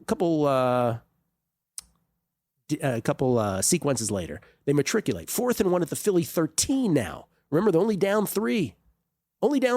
Hunt for 3, then 2nd and goal at the 6. Mahomes to Kelsey. Kelsey sort of turned a split second late. It bounces off his hands to Andrew Makuba of Philadelphia, who returns at 41 yards, tackled by a hustling offensive lineman whose license plate I didn't catch. But let me just say this. That's the play of the game right there. That's the play of the game. You're down 3. You're knocking at the door. Bounces off Kelsey's hands. Yeah, that's crazy. Philadelphia then, short field, again, goes 59 yards. Hurts, jump ball to Devontae Smith. Great adjustment by Smith at the 3-yard line for 28 yards from the 31. Then the big play 3 plays later. That was the big play. And the 3 plays later, 3rd and goal from the 1. Tuchusbush, short. 4th and goal, Tuchusbush in. Hurts in. 20-10 Philadelphia. 7:48 left fourth quarter. And both guards moved early. Oh, on multiple plays. Yeah. On multiple plays. And I'm just going to say this. All the Eagles fans who say, oh, well, we just do it better than everybody else. You do, but like you can't. It's impossible to legislate that if your guards are moving early. So So I heard a lot of reaction afterward of like, why did we let this the tush push continue? Like, how did they not rule it? I don't blame it on the Eagles though. Still, I don't blame it on the Eagles. Refs, call it refs. I don't blame it on the Eagles. Call it refs, and I will get back to our preseason discussion on this. Everybody who said, "Oh, you don't like it, you gotta stop it," right? All this stuff. There is enough with that football speak. There is a legitimate defense for why this should be banned, and the legitimate defense is. Defensive players are not allowed to push each other, whereas offensive players are. And that, unless you level that playing field, it actually there is a legitimate defense against it. Why they go to the dumb defense of it's not aesthetically pleasing. What was the other one they use all the time? The one that the automatic is, well, it's a dangerous football play, but the problem is they don't have any data to support that. Those are the two dumbest. Dangerous football play and not aesthetically pleasing. There is no data to support that it's a dangerous football play. I'm not even saying it isn't a dangerous football play, Gil, but what are we going to wait 8 years till we have enough data for them to be like, ha, finally, like, get rid of this. Jason Kelley hated doing it, he said. This is just the worst. So it's 20-10 Philly at that point. KC with 4:24 left, down 10. Mahomes missed a wide-open Tyquan Thornton deep, 2nd and 13 from their own 25, though the next play goes to Nico Remigio for 21. Then after a hold to Thornton for 49, touchdown, 20-17 Philly with 3 minutes left, but the onside kick fails, and Philly never relinquishes it. Ball game. Outgained by Kansas City, 294-216. The Eagles only had 216 total yards of offense, and Chris Jones chirping at Hurts at the end of the game while they were in victory formation. You only got like 100 yards. And Hurts is like, we won the damn. Well, he didn't say damn. He said we won the game.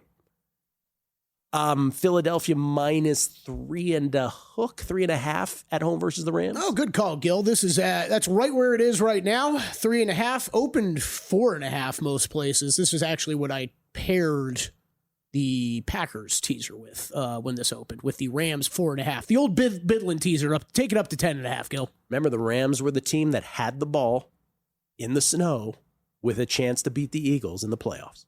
They were the team that came closest to beating them. Mm-hmm. Skins didn't. Chiefs certainly didn't. Definitely two of the better teams in the NFC, but still a lot to prove to me, Gil. A lot to prove. The Eagles, think about it. The Bengals are a completely improbable 2-0. The Eagles are we're the Super Bowl champions, so you just have to assume we're good. Right. Even though we figured out a way to win both of these games. And we probably could have lost to the Cowboys, maybe even should have. In this game, we just kept getting short fields, so we won. And should have beaten the Chiefs easier. Yeah. Chiefs just do not have much going on. They have no weapons. No weapons. All right, I promise multiple games. We will do multiple games on the other side. It's a numbers game at VSiN, the Sports Betting Network. A numbers game on VSiN, the Sports Betting Network. Football season is here, and it's time to bet smarter with Profit X. I was just doing it myself this weekend in Cali. The betting exchange built to give you better prices, not more juice. Unlike traditional books, Profit X is a true exchange with deep liquidity and two-sided markets. Browse thousands of markets, player props, yes/no touchdown scores, game and season futures, golf outrights, and more, and jump in with confidence. They've also upgraded live betting, where every tick matters and the books usually take the biggest cut. On Profit X, you'll find on average 20% better odds on money lines, spreads, and totals compared to traditional sportsbooks. That's more value on every ticket. Download Profit X today and use code VSiN to earn up to $200 in profit cash over your first month. That is promo code VSiN. Bet smarter this season with Profit X. As my good friend Joe Pita put it, what those exchanges do, what Profit X does, it transfers the advantage to the patient from the impatient. That's how I made my bets this weekend. Just here's my offer, guys. Anybody want to take it? Feel free. If no one takes it, fine. And they all took them all. I like it. Yeah. All right. Let's eschew, like Mike Tomlin did that 4th and inches, go for it. And said he eschewed that, and he went for the punt. Let's eschew the tweets here, and let's get to some games. What do we got? All right, still early window. Jets at the Buccaneers. All right, Bucks play tonight. Do you have a play in either game tonight? I just have a teaser leg to finish out with on the Bucks tonight, catching 8.5. Okay. You going to the Raiders-Chargers game? No. Bucks-Texans followed by Raiders-Chargers tonight. Correct? Yes. Yes. And not staggered. I misheard that at first. Yes. Yes. One starts 3 hours after the first? Yeah. Yeah, okay. I don't like like that as much. You don't like that as much? Well, I like that. All right. This is the Jets at the Bucs. So it's the 1-0 Buccaneers hosting the 0-2 Jets next week. We don't know what the Bucs are going to do yet. Yesterday, by the way, Justin Fields, before he was hurt, 3 for 11 for 27 yards. And still in concussion protocol as of this morning. Man, 5 carries for 49 yards. He did lose a fumble. Tyrod Taylor in relief, 7 of 11 for 56. He did get a touchdown pass. They were dominated by the Bills, 25-11 in first downs, 403 to 154 in total yards. They gave up 224 rushing yards. Time of possession, Bills 38 minutes and 21 seconds. The Jets 21-39. Tampa Bay sight unseen tonight. I put it in no man's land. Tampa Bay minus 5.5. Tampa Bay minus 7. Wow. Yeah. I don't know. You think the Jets are worse off with Tyrod Taylor? Maybe. Oh, good question. Yes, but it's slight. Full 7, huh? God. It's slight. That game could have been worse yesterday. I already am uncomfortable taking the Titans and the Bengals, but wow, full 7, huh? Mm-hmm. Yeah, I don't like this one as much, though. What's next? Also, like if you're guessing that, maybe it's a lean towards the Jets, but you're waiting and seeing tonight. I feel like with the Jets, yeah, I'm definitely waiting for it tonight. Unlike last week where I did not have to wait for the Bears Vikings, I will definitely wait to see the Bucs tonight. Like with the Dolphins, even though I see some incremental value here with the Jets, I am not racing to bet. What's next? All right, early window, Raiders at your Commanders. Oh, okay. So this is interesting because Commanders will have extra rest. They played Thursday, lost to the Packers. The Raiders who play tonight will be on short rest. Jaden Daniels on Thursday, 24 of 42 for 200 yards, 2 touchdowns, no picks. Commanders at a total yards disadvantage against the Packers, 404 to 230. They were really dominated. But extra rest versus short rest at DC on top of that. What a terrible spot for the Raiders. I'll say Washington I'll put that in no man's land. I'll do the same thing. Washington minus 5.5. Hoping that it's shorter. 6 at DraftKings, but there are 5.5s out there. Oh, okay. There are 5.5s out there. I was hoping you'd say 4.5, Gil. Yeah. Although that line has been bouncing around. I mean, think about that scheduling spot. That is a terrible spot for the Raiders for all the reasons stated. Yeah, that's tough. Next. Luckily, it's only week 3, I guess, but still. But still. Yeah. I mean, short rest versus extra rest, and you have to go to the East Coast. Mm-hmm. Early. Yep. Early. Still early. Falcons at the Panthers. 1-1 Falcons, 0-2 but feisty Panthers. Falcons we already talked about. Michael Penix in that kind of ho-hum win against the Vikings last night, which should have been easier, even though they won it 22-6. Penix only completed 13 forward passes, 13 of 21. What is that? It's for 131? I had a little typo there. Got to score touchdowns. You got to score touchdowns. Bydlon, though, 22 for 143 on the ground. Algier, 16 for 76 and a touch on the ground. And Parker Romo, 5 of 5. Including a 54-yarder.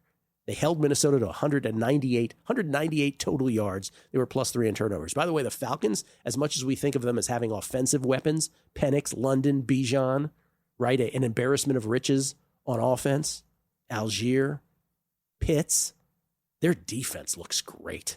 Mm-hmm. Carolina loses to the Cardinals. Oh my, as Cardinal Survivor players know, this got sweaty. Early in the game, it was the same Bryce Young. 3rd and 7, own 30, third play from scrimmage. Bryce sacked by Josh Sweat, fumbles. Zaven Collins recovers, returns at 3 yards in the end zone. It was 7-0 Arizona before you could even blink. Literally 1 minute, 33 seconds into the game. Takes me that long to blink, Kelley. 1 minute, 33 seconds. Cowboys game was still going. Carolina, 3rd and 12 at midfield. Bryce picked by Baron Browning. They would settle for a Ryland field goal. Basically, Bryce spotted them a 10-0 lead. Spotted Arizona. Later, 13-3 Arizona. And then the closing seconds of the first half, Arizona from the Carolina 45, 6 plays. They'd end up with a 1st and 10 at the Carolina 11, Kelley, with 9 seconds left. Kyler to Michael Wilson, touchdown. 20-3 Cardinals at the half. And then to begin the second half, this was the perfect double dip. They go 71 yards. Connor in from 2, 27-3 Arizona, 9:23 left in the third quarter. Perfectly played by the Cardinals. This game is over, right? Yeah, and that's what all the Cardinals players told each other. Apparently so. Because from that point forward, interesting what happened. Carolina then goes 14 plays, 76 yards. Bryce to Hunter Renfrow from 4 out. Is that where Hunter Renfrow is? Yeah, there he is. 27-9. Properly, they go for 2, right? Because they were down 24. They get a PI. Then from the 1, Dowdle gets stuck, and it remains 27-9 with 2:06 left in the third quarter. Arizona, on a drive that featured a ridiculous 30-yard Kyler escape and scramble, they end up 3rd and 3 at the Carolina 12. Murray's picked by DJ Wanham. So they couldn't add to what is now a 18-point lead. Carolina then goes 14 plays, 88 yards, including a 4th and 1 at the Arizona 5 to wrap it up. Bryce to Hubbard, touchdown. 2-point conversion fails again. Hubbard run. 27-15 Arizona with 5:05 left in the fourth quarter. All right, still a 12-point lead, right? 5:05 left. And you know what Carolina does here?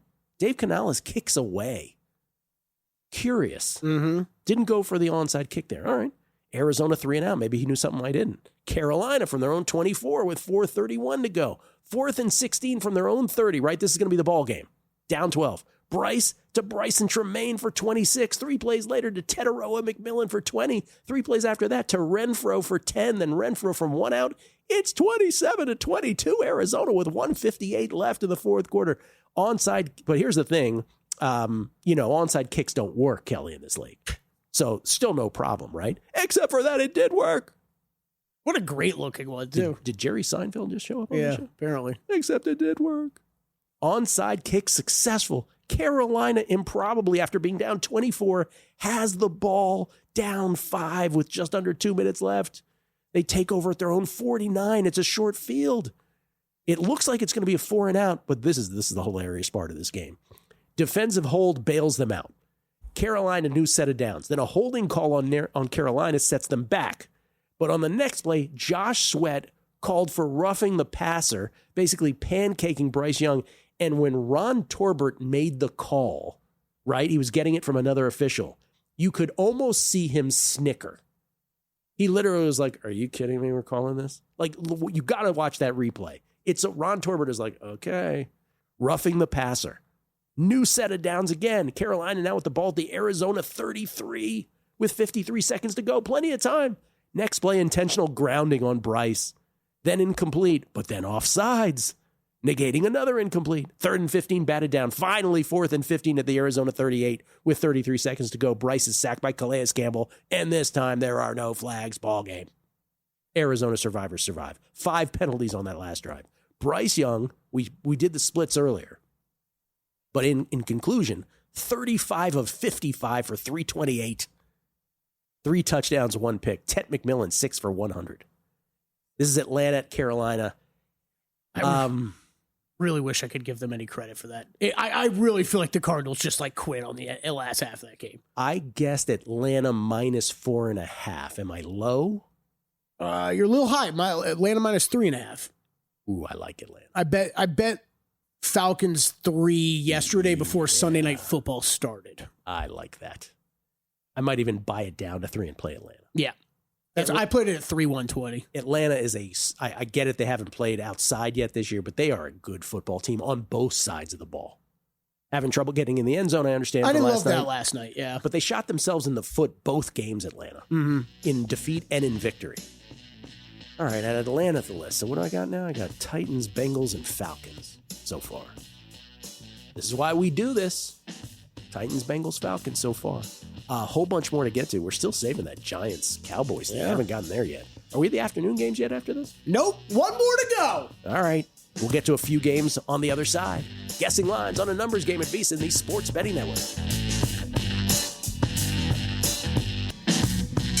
A numbers game on VSiN, the Sports Betting Network. Back on a numbers game, live from Circa Resort Casino, downtown Las Vegas. Gill Alexander and Kelley Bydlon alongside. Yo. Hanging out at Circa. I'm sure the sportsbook establishment does not like it when I pump up exchanges and the like. But guess what? Probably not. I'm just telling it like it is, yo. Just telling it like it is. We get tweets at Beating the Book. Scuba Scott. Am I the only one that noticed at the fight on Saturday night that time has passed by Michael Buffer? After all, he is 80 years old. Ooh. I will say this about Michael Buffer. First of all, it looks great for 80, right? Yeah. I think he realizes his voice doesn't go as far as it used to. So the Let's Get Ready to Rumble, which used to last for seconds on end, maybe 7, 8 seconds? Am I exaggerating? I don't know. Or am I cutting it short? I can't even remember. He knows that he can only do it for 3 or 4 seconds now. Wow, good question. Yeah. I would have guessed 5 to 7. I don't think you're going Back in the day? Yeah, I don't think you're going too long with 7, 8. Maybe I romanticize it. Maybe I remember that it was super duper long. Yeah. It's definitely not as long now, but that happens when you get older, I guess. Fairway Fred. Ali, Frazier, Norton, Foreman, Jimmy Young, and the inspiration for Rocky, Chuck Weber, a boxing era never to be seen again. Torch D, the one who put the satin in your panties. He said, serious question. Who wins? This is a great question. Who wins? The Eagles with the Tuchus push as the only play they can run, or Alabama? So they got a Tuchus push the whole way downfield every time. Eagles, I think. Eagles. Give me the Eagles. Even though they probably get exhausted by it. It's like, oh, God, again. Yeah, then you might have some injury data to back it up when they don't have an offensive line left. Jonathan Doe. The college players, like these sweaty old men. Jonathan Doe. Ask Adam Burke how he made it into the background of Stormy's G-Bank commercial. He has great acting skills. Love his segments. Oh, we got to ask about that. I'm not familiar. Adam Burke was in a Stormy G-Bank commercial? I think he's in multiple decent commercials. It's kind of a big deal around here. Mike Boreali. Oh, he is. Gill, is it me or does Bryce Young look a little nonchalant in the pocket? He takes his time getting into a passing position. By then, the rush is on him. Would like to see him be a little more aggressive and look to run more if the opportunity exists. Yeah, I've seen more nonchalant quarterbacks, though. Trying to bite my tongue a little bit. I think this Panthers team's going to be just awful this whole season. I got the Panthers and the Dolphins 10-1 and 11-1 or reversed. Those are good 10-1, 11-1 for fewest wins. Told you last week. I've told you Thursday or Friday I was going to join you on that Panthers one. Never did. Never did. And pick 10. Love a 7 p.m. Eastern start for Monday Night Football. The way it should be every week. West Coast doesn't care. Tired of that BS. So he's saying he likes the early Monday Night Football time start. How do you feel then about the late one? You can't really complain either coast here, right? Because you're getting one earlier than usual and one later than usual. Well, I don't think he's complaining. I think he likes the early start, but I don't know what he feels. Yeah, I don't know. So how does he feel about the one that starts 3 hours later? I don't know. Here's the thing. We wait all year for football. There's no complaining about start times. I'm so with you. Not for football. Baseball, on the other hand, like we can complain about them all the time. It's like you have a full day to play. Why are you not playing today? That kind of thing. Okay. More games. We still haven't gotten to that Dallas Giants opus. No, we have not. All right, early window, close it out. Texans at Jags. This is a big one. Yeah. AFC South, supposedly, or at least consensus-wise, considered the two teams that would be on top of the AFC South. Though obviously the Colts have a lot to say about that right now. And, maybe the Titans will at some point too. But this is one of the two games between the Texans and the Jags. Obviously, the Texans still play tonight. So we haven't seen them. They're 0-1. They lost to the Rams week 1. Jacksonville's now 1-1 after a crushing of the Panthers and a ridiculous loss to the Bengals yesterday, where, again, both De'Ami Brown and Brian Thomas dropped passes. De'Ami in the end zone, Brian Thomas on a 4th and 5. And then Trevor, threw his pick as well in the end zone.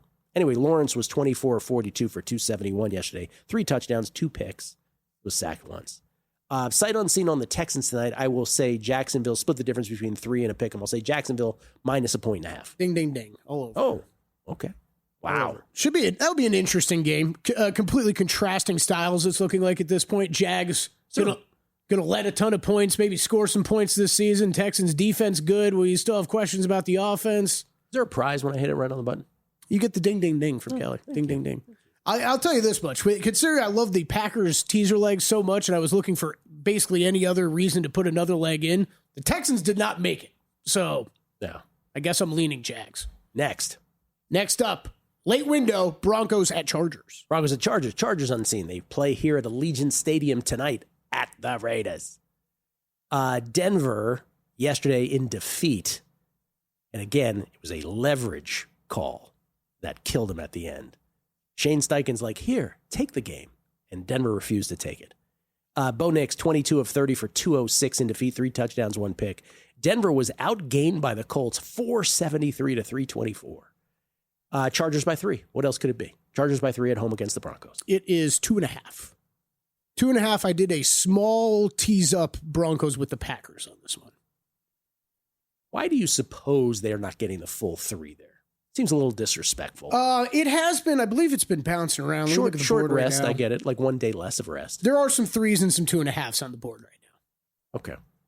Next, But I understand. Especially, I think the rest comes into play. Maybe that's enough to push it down. I don't know. Okay, 4:05 Eastern, Saints at Seahawks. The 0-2 Saints, who have had a chance late in both of their games, probably, I'll say this, against the Cardinals, they had a chance to tie it. They looked like they were going to have a chance at a 2-point conversion, but Budda Baker knocked the ball out of Juwan Johnson's hands late against the Cardinals. And then yesterday, they had the ball twice with a chance to beat the Niners late. Group A started the game wide left on a 40-yard field goal try. San Francisco, second time they had the ball, 80-yard drive. Mac Jones to Luke Farrell from 11 out, 6-0. Pinheiro misses the extra point wide right. In for Jake Moody, who is now cut from the team. Pinheiro would get a 44-yarder to extend the lead to 9-0 for the Niners early second quarter. And then a couple possessions later for the Saints, they go 84 yards. Rattler, nifty 9-yard run on 3rd and 6 at the San Francisco 31. 3 plays later, Rattler to Juwan Johnson from 18 out, 9-7 Niners with 1:14 left in the second quarter. But Mac Jones ran himself a great final minute and 14 in this game. They take over at their own 23 with 110 left. 9 plays, 77 yards. Mac to Jawan Jennings for 29, the big one. 4 plays later, Mac to McCaffrey from 7 out. Perfect pass. 16-7 Niners at the break. Good job by Mac Jones. Third quarter, San Francisco 1st and 10 at the New Orleans 48. Mac for 6. Hit by Chris Rump, fumbles. Demario Douglas recovers. New Orleans set up at the San Francisco 47. 4th and 1 at the San Francisco 21. Rattler with a great 3-yard run, juking the defender. 4 plays later, Rattler to Rashid Shaheed from 3 out. 16-14 Niners. With 7:11 left in the third quarter. They would get it to 19-14 after a Pinheiro field goal. And then New Orleans, 2nd and 4 at the San Francisco 30, right? 30 yards away from taking the lead. Rattler to Kamara for 2, tackled by Jair Brown. He fumbled. Fred Warner recovers. That was a tough one because Kamara had it pinned to his head. And he got hit right at the wrong time. San Francisco then goes 68 yards. Mac to Juwan Jennings from 42 out. Touchdown. 26-14 Niners with 12:18 left. Cushion, right? They're going to win this. Ooh, not so fast, my friend. New Orleans matriculates. Rattler to Devon Vele from 3 out. 26-21. Then they're forced to 26-21. San Francisco with 6:18 left. San Francisco forced to punt. Okay, New Orleans from their own 11, down 5 with 4:35 left. 3 and out. But they hold San Francisco to a 3 and out. So New Orleans gets it again from their own 6 with 2:40 left and 1 timeout. They matriculate. But 4th and 1 at their own 42 with 1:03 left. Rattler is sacked by Bryce Huff, and he fumbles. Cesar Ruiz recovers. Ball game. The Saints are a hard luck 0-2. Maybe they should have lost both, but God, they had opportunities in both. Seattle, we already talked about beating Pittsburgh. They're 1-1. This is my third no man's land guess, but I'll say Seattle -5.5. Hosting New Orleans? Because I don't know what Seattle is, like you said. Are they good enough to be 6 or 7 point favorites? I don't know that they are. Odds makers say they are, Gill. We got 7.5 to 8 on the board right now. Oh, dear God. So this is one, I'm not. So again, I've been looking for partners for the Packers. I did not include the Seahawks. I'm with you. Like this is, I still have questions about this team. Really racing to bet Spencer Rattler, even though I think there's incremental value here? Through the 7. Wow. I do, and look, I know we got a tweet on it earlier. This is one side I've had penciled in for this week to use in Survivor. I don't know if I could do it, Gill. I don't know if I could do it. They're definitely the Saints have been feisty enough. Seahawks are definitely a Survivor consideration, and also one of these teams that doesn't have a whole bunch more in terms of future value. It would be great to get them out of to use them and move on. It sure would be. Don't know if I'll be able to do it though. I'm looking just brief. I'm glancing at their schedule. This is the best. This is it. This is the best time to use them. By the way, speaking of that, so Buffalo Thursday night, Seattle here, and then if you believe in rest disadvantage, Washington maybe. Yeah. Interestingly here, so I like 3 bets, right? I like Tennessee, Cincinnati, and Atlanta. But there's a whole bunch of other poo-poo platter teams that I have incremental value on that I'm not racing to bet. Dolphins and Saints being at the top of those lists. And the Browns. Coming back, we'll get to that Dallas game next. The numbers told the story. They always do. It's one of those idiots who believe in analytics. This is a numbers game with Gill Alexander on VSiN. Hour number 3 of a numbers game at VSiN, the Sports Betting Network, VSiN.com, Game Plus, iHeartRadio, YouTube TV, and of course, SiriusXM Channel 158. However you're taking us in, we are grateful. Thank you for making us part of not only Monday mornings for Guessing Lines, but each and every morning, weekdays, here on a numbers game. And this reminder, by the way, this Guessing Line, I can't believe we're 2 hours in. It flies by. Wow, Guessing Lines. I know. A reminder that for those who look for this in podcast form, it is on the Beating the Book feed. Mondays during the NFL season. Mondays, a numbers game is on the Beating the Book podcast feed, not on the numbers game feed, where it normally is, and where it is the rest of the year. Yep. All right. How many tweets do you think we'll get today? Where is the podcast? There's usually a couple every week, usually a but you couple. know what? I just appreciate that. It means you guys are looking for it. By the way, speaking of a couple every week, 19 Circa Survivor entries did not get submitted. So I'll say this Incredible. again. Week 1, right? Everybody goes crazy that 20-something didn't come in there. I can't remember the exact number. I have sympathy for those before week 1 because people have lives and they haven't yet gotten in the routine of putting in stuff. You don't know when they entered. You don't know when they entered. They might have signed up in June. I always say about, I'll say it again, my last man standing. $100 for that one. I forgot about that a few years ago. I never played it again because I realized, I forgot that I even did it. Well, my 100 is someone else's 1,000. But after week 1, my brain sort of does shift to, what the hell are you doing? You did this last week. You couldn't figure out how to do it this week. Now I have less sympathy. Wait, we still with 0 with Grandissimo, hopefully? I hope so. I didn't even look at the Grandissimo. Did anybody get knocked out at Grandissimo? One person had the Steelers. Ooh. Thank you, Danny Higgins. One person had the Steelers. Poof. All right. Poof. All right. We get tweets. We get DMs. Sean Villa, PA, by DM says, I'm in the less than 1% of listeners who got the better get Mako reference. I don't even remember even saying that. And then this is great. Jack Olaquire, Gill paying tribute to the great Lee Corso on College Game Day. Not so fast, my friend. Awesome. Thank you for noticing. The numbers, guys. Leave Michael Buffer alone. He just needs an oil change. Maybe a new battery. No, man, I'm defending him. He's 80, for God's sakes. And Alan Harris, this is great.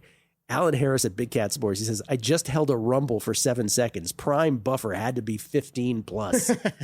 I think you're right, Alan Harris. Probably. We probably shortchanged him. Yeah. Because if you could do it right now, you'll rattle off like 9-10 seconds. So yeah, Buffer was ridiculous with that. But he only goes for like 6 seconds now, something like that. Okay, have we finally gotten to the game? We have 4:25 Eastern, Cowboys at the Bears. I think we're going to have to devote the rest of this segment just the Cowboys part of this. Right, yeah. We'll remind you at the end that they were playing the Bears next week. If the Bills-Ravens Week 1 Sunday night game might be the greatest comeback, the most improbable loss, or one of the great games of the NFL season, hard to top, even when we do this all the way through December and into January. This game last night, or yesterday afternoon, between the Cowboys and Giants, with two teams not nearly as good as either the Ravens or the Bills, this will be hard to forget also. First drive of the game, it was more of the same. By this, the 1-1 Cowboys at the 0-2 Bears is what we're going to look at here. But as far as the Cowboys-Giants yesterday, it started out like any other Giants game would. 16 plays. This is like a carryover from the Washington game week 1. 16 plays, 60 yards, a drive that took 8 minutes and 49 seconds. 8 minutes and 49 seconds, and they had to settle for a Graham Gano 38-yard field goal. 3-0 Giants with 6:11 left in the first quarter. Did you get one lineman flagged 4 times on the drive? Funny you should mention. That game feels like 2 years ago. Wilson, that part of the game. Wilson to Wan'Dale Robinson for 50 was the big play, but 5 Giants penalties on the drive. And what Kelley's talking about is 4 by offensive tackle James Hudson III. 2 were unnecessary roughnesses and 2 were false starts. He was immediately benched by Brian Dable and reportedly made Hudson the first player this century to have 4 penalties on a single drive. Nice. History. Nice. By the Giants, James Hudson, drive number 1. All right, later, it would be 6-0 Giants and then 6-3 after an Aubrey 51-yard chip shot. He's good. 6-3 Giants. This is second quarter, midway through. The Giants then go 5 plays, 70 yards. Wilson to Neighbors from 29 out. Great catch, touchdown. 13-3 Giants with 5:37 left in the second quarter. Then Dallas, a 64-yard drive that was noteworthy for the 3rd and 9 at the Giants' 10, where the Giants committed 3 penalties on 1 play. But CeeDee Lamb had an unsportsmanlike sitting on the ground, sort of taunting, nullified it all. Next play, Giants jumped off sides. They're like, here, have another shot. Free play. Dak to Gavante Turpin. Touchdown. 13-10 Giants. 2:11 left in the quarter. And the half ended fittingly on a false start on the half's final play. It was so ugly. By Dallas. Just a fest. In the first half alone, the Giants had 9 penalties for 80 yards. Those are the accepted ones. I mean, Cowboys were so lucky to only be down 3 at the break. It was just all the Giants' mistakes. So lucky. Russell Wilson, first half, 17 of 20 for 235. That's a good game for most. Yep. Dude, Russell Wilson found the fountain of youth yesterday. All right, second half. Dallas is down 3. Second play for the Cowboys. 2nd and 10, their own 21. Dak picked by Drew Phillips. Giants set up at the Dallas 40. They get it to 4th and 3 at the Dallas 10. They go for it. Wilson, incomplete, intended for Scatabo. Dallas gets it back at their own 10. They matriculate, concluding with a PI on the Giants. What else is new? And Javonte breaking through the line for 30. Touchdown. Dallas with their first lead of the game. Halfway through the third quarter, 17-13. All right, they would trade field goals. 20-16 Dallas. We're in the fourth quarter now. 20-16 Dallas. As Aubrey hits the field goal in the first minute of the first minute of the fourth quarter to make it 20-16 Dallas. All right, Giants. This is where the game just goes drunk from here. Giants start at their own 40, helped by a PI and a Scatabo 24-yard run. Then Cam Scatabo in from 23-20 Giants, 12:07 left in the fourth quarter. Remember, bunch of people had the Cowboys in Survivor here. Dallas then, 10 plays, 85 yards. Dak to CeeDee Lamb for 25 with a roughing the passer tacked on the big chunk. Sanders in from 4, 27-23 Cowboys with 6:14 left. Looks like the Cowboys are going to survive, right? Wrong. Giants from their own 37. Daboll now strangely platooning Jackson Dart in on this drive. So weird. For seemingly no apparent reason whatsoever. In the fourth quarter of a game, Gill, where the Giants are still in it? What are you doing? What do you mean the Giants are still in it? And Russell Wilson doing no wrong. What are you doing? Right. 7 plays. Wilson dime to Wandale from 32 out. Touchdown Giants. 30-27 Giants with 2:44 to go. Oh my God, they're going to win. Daboll, of course, after that has the look of a man who thinks he's smarter than everyone else. He's like, yeah, me platooning, I'm a genius. Remember that Coach of the Year award I won for no particular reason 2 years ago or 3 years ago, whatever it was? Don't get me on that, Giants fans. He didn't deserve it. It's all high leverage nonsense that he shouldn't have gotten credit for. Anyway, back to the game. 30-27 Giants. 2:44 to go. Then Dallas, 11 plays, 71 yards. Dak to Pickens from 6 out. Touchdown. 34-30 Cowboys with 52 seconds left. Cowboys survivors are going to survive. They're going to win it. No, they're not. Giants from their own 37 with 48 seconds left. Second play, Wilson for 15. Then the next play, Wilson deep to Neighbors. Perfect pass. How? From 48 out, Neighbors he's completely blinded by a PI, which would have been called or should have been called. Arm across his eyes. He still catches it. Touchdown Giants with 25 seconds left. That is 2 changes of the lead in the final minute. Giants up 37-34 with 25 seconds left. And then the Giants do something absolutely ridiculous. They play the softest defense as if Brandon Aubrey wasn't on the other side of the field. And so, second play, Dak to Ferguson for 18. And then after 3 more yards from Javonte, they're like, come on in, Brandon Aubrey. You can make this 64-yarder easy peasy. And he does. It's so cocky, the Cowboys, though. I love it. I love, like, they handed it off there, Gill. It's like, let's just do a little drop. We just need 3 more yards. 64-yard field goal to tie the game and send it to overtime. Again, for historical context, the longest field goal in the history of the NFL is 66 yards by Justin Tucker. Remember that game at Detroit where to win it, it hit the crossbar and carried him over. The second longest is a Brandon Aubrey kick from, I think, a couple years ago, or was it last year, where he kicked it for 65 yards. Yeah. The third longest is a tie between Matt Prater and that kick yesterday. That was to tie the game. By the way, Matt Prater deserves a shout because all the others are inside. Prater's was outside in like freezing temperatures. Prater's still kicking. Prater still has the longest outdoor record. Anyway, that just for historical context. So it's 37-37. The fourth quarter had 6 scores and 5 lead changes, including 2 in the final minute. And apparently, or actually 3 because the field goal then changed the lead also to a tie. and never at any point, seemingly, Gill, did the Giants coaching staff say, all right, defense, this is what you got to do. Just don't let anybody get behind you. Their kicker stinks.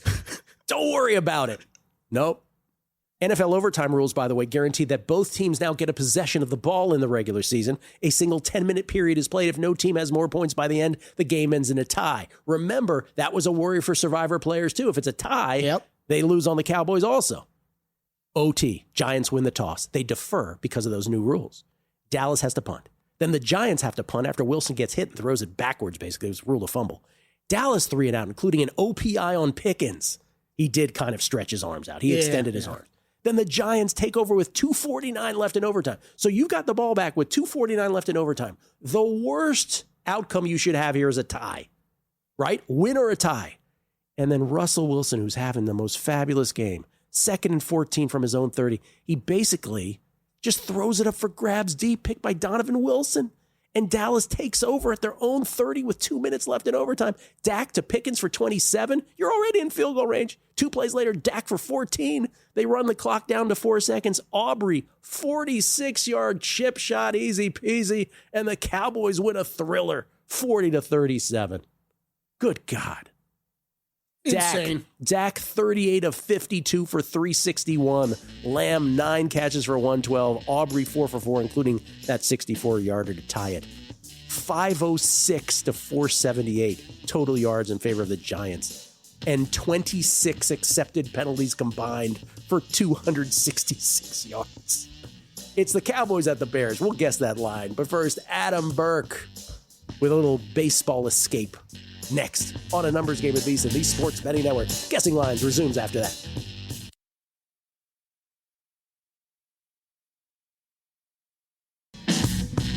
A numbers game on VSiN, the Sports Betting Network. VSiN's exclusive betting splits cut through the noise, pulling real-time data straight from Circa DraftKings Sportsbooks. Circa caters to sharp bettors and big wagers, while DraftKings reflects the broader public market, giving you a unique look at both sides of the action. Track the percentage of bets and handle on every game across every major sport so you can make sharper, more informed bets. Start your edge today for just $9.99 at vsin.com/subscribe. I wanted to get to this one tweet before we continue with the games, because we've got a few more to get to here. And we got to do the second half of that Cowboys-Bears game with the Bears yesterday. But we got a tweet here. This is from Hoops by Hoot. And this is inspired, of course, because the Cowboys and Giants went to overtime yesterday. So we got our first look at the new overtime rules where both teams must have a possession. Remember, it's no longer you score a touchdown on the first possession, the game's over. Both teams must get a possession. So Hoops by Hoots asks, not sure if you know the answer, but here's something my friends and I were throwing around yesterday. With both teams getting a possession in overtime now, what happens if the first team uses all 10 minutes of the clock and scores at the buzzer? Kelley, do you know the answer to this question? Oh gosh, we brought this up in the offseason when we first heard about the rule. I said it out loud. I'm saying, you can just run out the clock, the 10 minutes, and score, and the other team can't get the ball. Is it just untimed until the other team gets it? I don't know the answer to it. Listen to this. If a team scores at the buzzer, the game ends in a 10-minute tie. It is not a victory. Oh. Because both teams are guaranteed a possession and the overtime period has expired. The new rules guarantee each team the opportunity to possess the ball, but the 10-minute limit remains for the regular season. So I remember this conversation now. So you cannot bleed it to the zeros. Now the question becomes, if you bleed it to like 7 seconds, then it's a victory? I think so.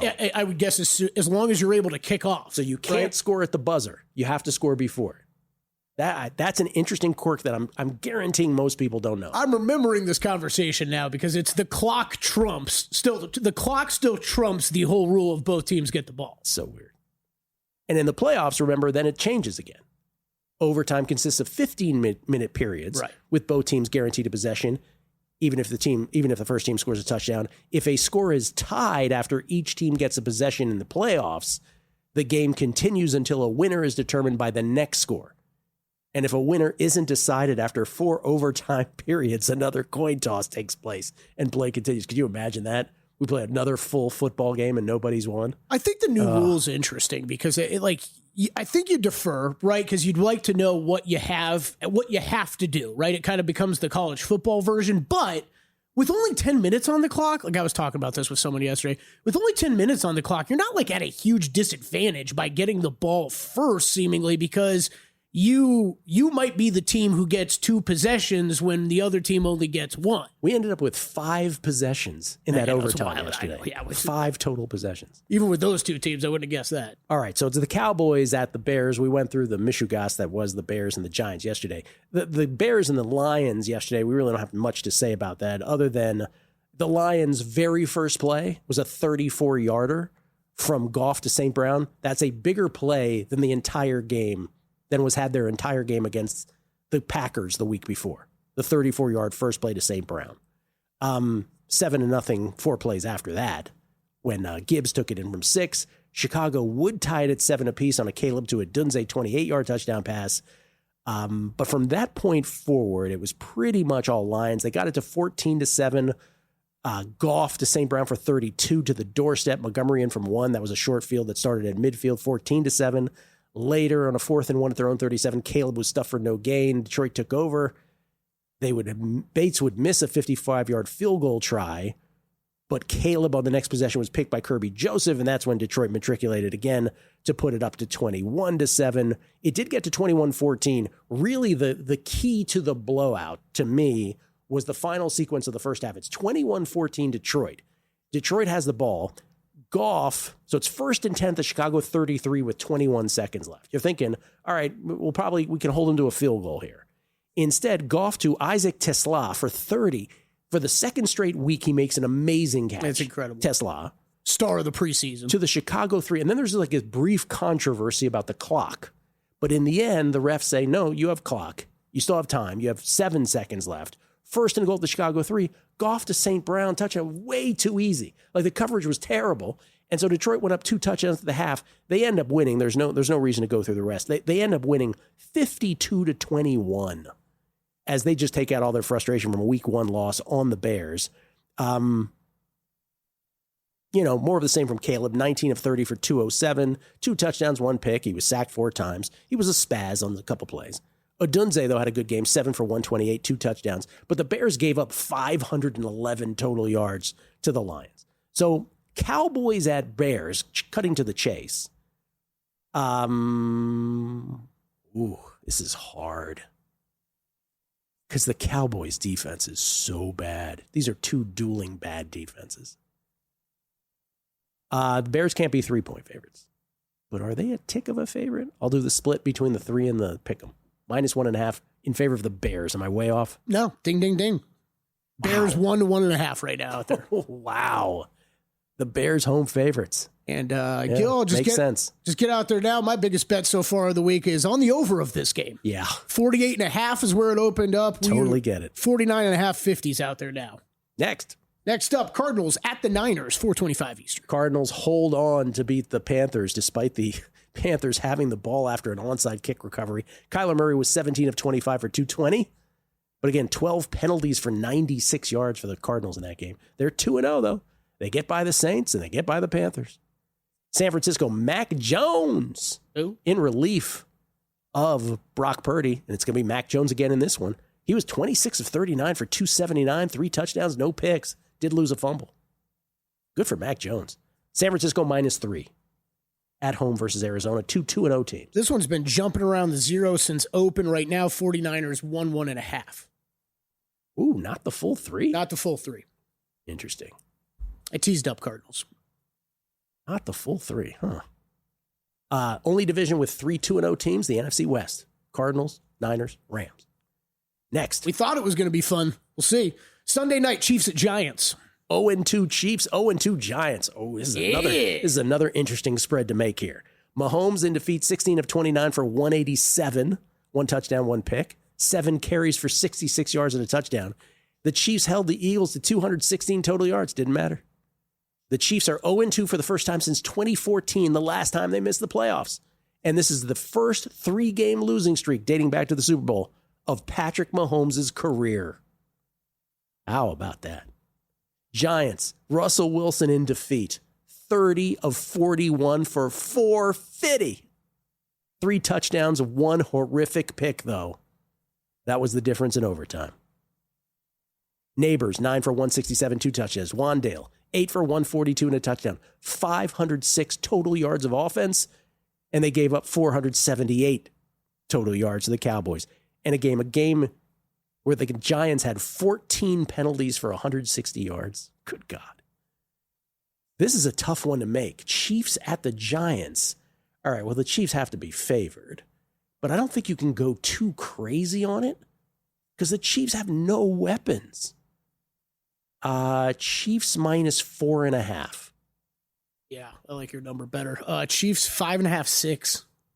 5.5 at DraftKings, a lot of 6s on the board. That seems a little aggressive. Dude, I'm with you. I can't believe I'm thinking about betting the Giants for like another week. But this is going to be a poo-poo platter of teams. Yeah. Oh, I don't want to bet Pretty on gross this. Sunday night. Am I really? Oh, that's a Sunday night game. Wait, not good Thursday or Sunday night games so far. What's Monday night? Monday night, a little different. Lions at the Ravens. Oh, that's a good game. Goff, 23 for 28 yesterday for 334, 5 touchdowns, no picks, never sacked. St. Brown, 9 for 115 and 3 touchdowns. Oh, if you had him in fantasy, that was a good week. Mm-hmm. Jameson, 2 catches for 108 and a touchdown. Gibbs, 12 carries, 94 yards and a touchdown. 511 total yards for the Lions against the Bears. Baltimore, in that win against the Browns, Lamar, 19 for 29 for 225, 4 touchdowns, no picks. Derrick Henry, only 11 carries for 23 yards.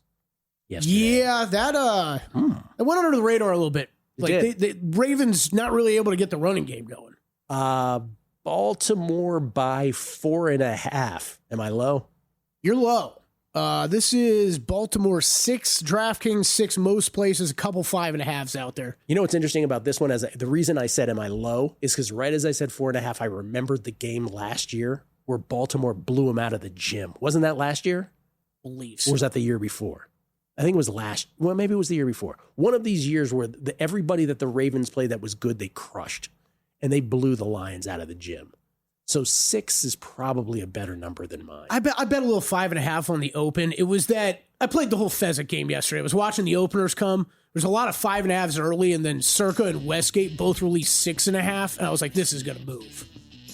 But not really. 6 most places. Dude, I like a lot of bad teams this week. A lot of them. But I'm going to make 3 bets here on the break. And we'll find out what those 3 are here momentarily from our guessing lines exercise and a thought or two on tonight's Monday Night Football games, which I do not have a pre-flop bet on either way. Kelley does, though, or at least partially so. That's next. A numbers game on VSiN, the sports betting network. Back on the numbers game. Circa Resort Casino, downtown Las Vegas. That's where we broadcast from. We appreciate you taking us in this morning. Speaking on behalf of Kelley and myself. I can speak on your behalf, Kelley. Yes, you can. That's thanking the audience. Yeah. Oh, where's your behalf right now? No. This is we get tweets at Beat the Book. This is great. You guys are the best. Disc Golfer. He says Ron Torbert shook his head in disbelief before making the call and roughing the passer. LOL. Definitely got to check the replay. I don't know if Disc Golfer is agreeing with me that he did that, or is he saying, did he really do that? I have to check the replay. But I'm just going to tell you again, when on that final sequence, when the Panthers recovered the onside kick and they had the ball with a chance to win the game and crush all Cardinals survivor players, improbably, because you never recover onside kicks now. That sequence of errors by both teams, the roughing the passer on Josh Sweat, I'm telling you, Ron Torbert got another from another official. And when he's walking up to make the call, I swear I saw him just like shake his head and be like, okay. I mean, as usual. If you say roughing the passer, I guess I got to call it. As usual, there were some questionable calls late, but the amount of roughing the passer calls with like the body weight issue stuff, right? What's he supposed to do? Yeah, I don't know. What's he supposed to do? Captain Chaos. Is Rob Manfred making NFL rules now? Let me just say again what Captain Chaos is referring to, because we got the question by Hoops by Hoots. For those who missed it, because this was inspired, because Cowboys and Giants played overtime. But once again, it's a 10-minute, and during the regular season, different rules in the playoffs, but during the regular season, it's a 10-minute overtime period. If neither the Giants or Cowboys scored yesterday, obviously it's a tie. Survivor purposes, both teams lose, or those that had both teams would lose. But what we were talking about in the offseason when this change first happened was, what if one team uses all 10 minutes of the clock, and Hoops by Hoots' question is, what if they score at the buzzer? What then happens? You would think, oh, that team wins the game, right? No. You have to have both teams get a possession. So if you win at the buzzer, you didn't actually win. It's a tie. So Kelley and I were just talking about off air. What happens? So what happens if you win with 2 seconds left? Does a kickoff return constitute possession? And we're both thinking, no, it doesn't. If you go the go-ahead score with 2 seconds left, then it's incumbent upon you to kick the kickoff out of bounds so that the other team gets one play. I think that's what you'd have to do at that point. It's so stupid, okay, right? I got another follow-up question. Is that okay? So you kick it out of the back of the end zone, you're fine, right? Kick it out of bounds. Is there a clock runoff in that situation? I would not think so, but I don't know. Oh, that's a great question too. Because you can't have that, right? So many questions. The point still stands that we believe that you would need the other team to gain actual possession, running down with time. Run a play from scrimmage. Right. That's correct. James Fessler, Thanksgiving relook. Philly hosting whatever Chicago is the day after Thanksgiving. Or Baltimore hosting Cincy's defense and Jake Browning now. Much closer now. Yeah. It is much closer. Yeah. As good as one might think Jake Browning is, and that Bengals defense, I'm still saving all mine for Philly. I got a shove on Thanksgiving on Philly. That's exactly where all mine are heading. And then Brian Morianen, with a brilliant leader like this, may have to bump Miami this week. What he's quoting is Mike McDaniel's quote from after the game yesterday. Did you see this? Mike McDaniel, head coach of the Miami Dolphins, who said, to win games, you have to win the game, not lose the game. It's an actual quote from Mike McDaniel. That's true. Yesterday. It's fact. Yeah. He was trying to make another, wider point, but that's how it came out of his mouth. I will say this about the Dolphins, and I touched on this last week. I don't think you fire Mike McDaniel now because you have the short week and you're at Buffalo. Yeah. But if they get blown out of the gym, is that it? Probably. I think so. I think if we were a fly on the wall, I think that's what they're talking about today. And I will go back to what I said last week also, which is, and if you do that, then the Dolphins also have to consider, because at that point you're 0-3 and you're going nowhere fast. You do have to consider doing to Tua what the Broncos did with Russell Wilson, which is, remember when Sean Payton just didn't, he was like, this is not my quarterback. And they decided, we're going to take the largest 2-year cap hit in the history of football and get rid of Russell Wilson, which is what happened. And the Broncos, though they identified Bo Nix or whomever, they thought the quarterback class the next year was good enough that they would end up with a good rookie quarterback to sort of turn the tide, even though they were taking that hit. I think the Dolphins might have to consider that with Tua at that point. Take the 2-year cap hit and try to get out of cap hell by isolating a quarterback in this coming NFL draft. Supposedly there's some good ones coming out. Supposedly Arch Manning, but that's in doubt now too. God, what a move that would be. Just amazing we're even talking about it. And we're talking about it, right? Let's recap all the bets from the show today. I have made 3. So now there was a lot of bad teams I liked in terms of like incremental value, but these are the 3 that I actually made bets on here, as I did with 3 teams last week during guessing lines. I'm taking the Titans. I bet the Titans plus 3.5. This is minus 110. Titans hosting the Colts. You're giving me 3 and a hook. I think the Titans are feisty, and I think the Colts, listen, I'm not taking anything away from Daniel Jones, but 3 and a hook division game, I will take that with Cam Ward and the Titans. God, I agree with you there, but you got more stones than me. I can't play it. Oh, this takes this takes a bit of onions here with these poo-poo platter. Bengals with Jake Browning, they're plus 3.5 at the Minnesota Vikings. I don't think they should be getting 3 and a hook. And I think Jake Browning is better than most people think he is. I also, again, based on last night's game, I think the Vikings have a lot to worry about on offense. I really do. I think the Bengals plus 3.5 is a play for me. Not only do I think it, I just bet it. I bet it at minus 122, buying that up. And then the Falcons minus 3, I bet that. I bought the half point to juice it at minus 135 at the Panthers. I can't believe that's as low as it is.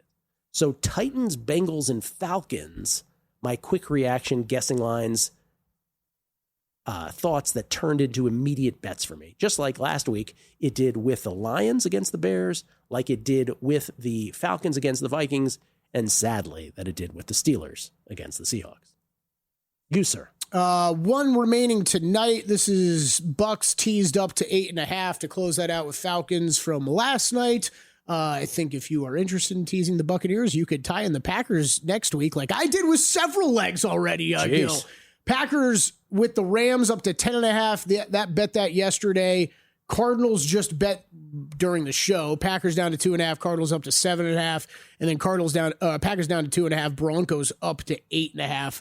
All three different 6-point teasers I played. Then Falcons, I'm with you, laid the 3.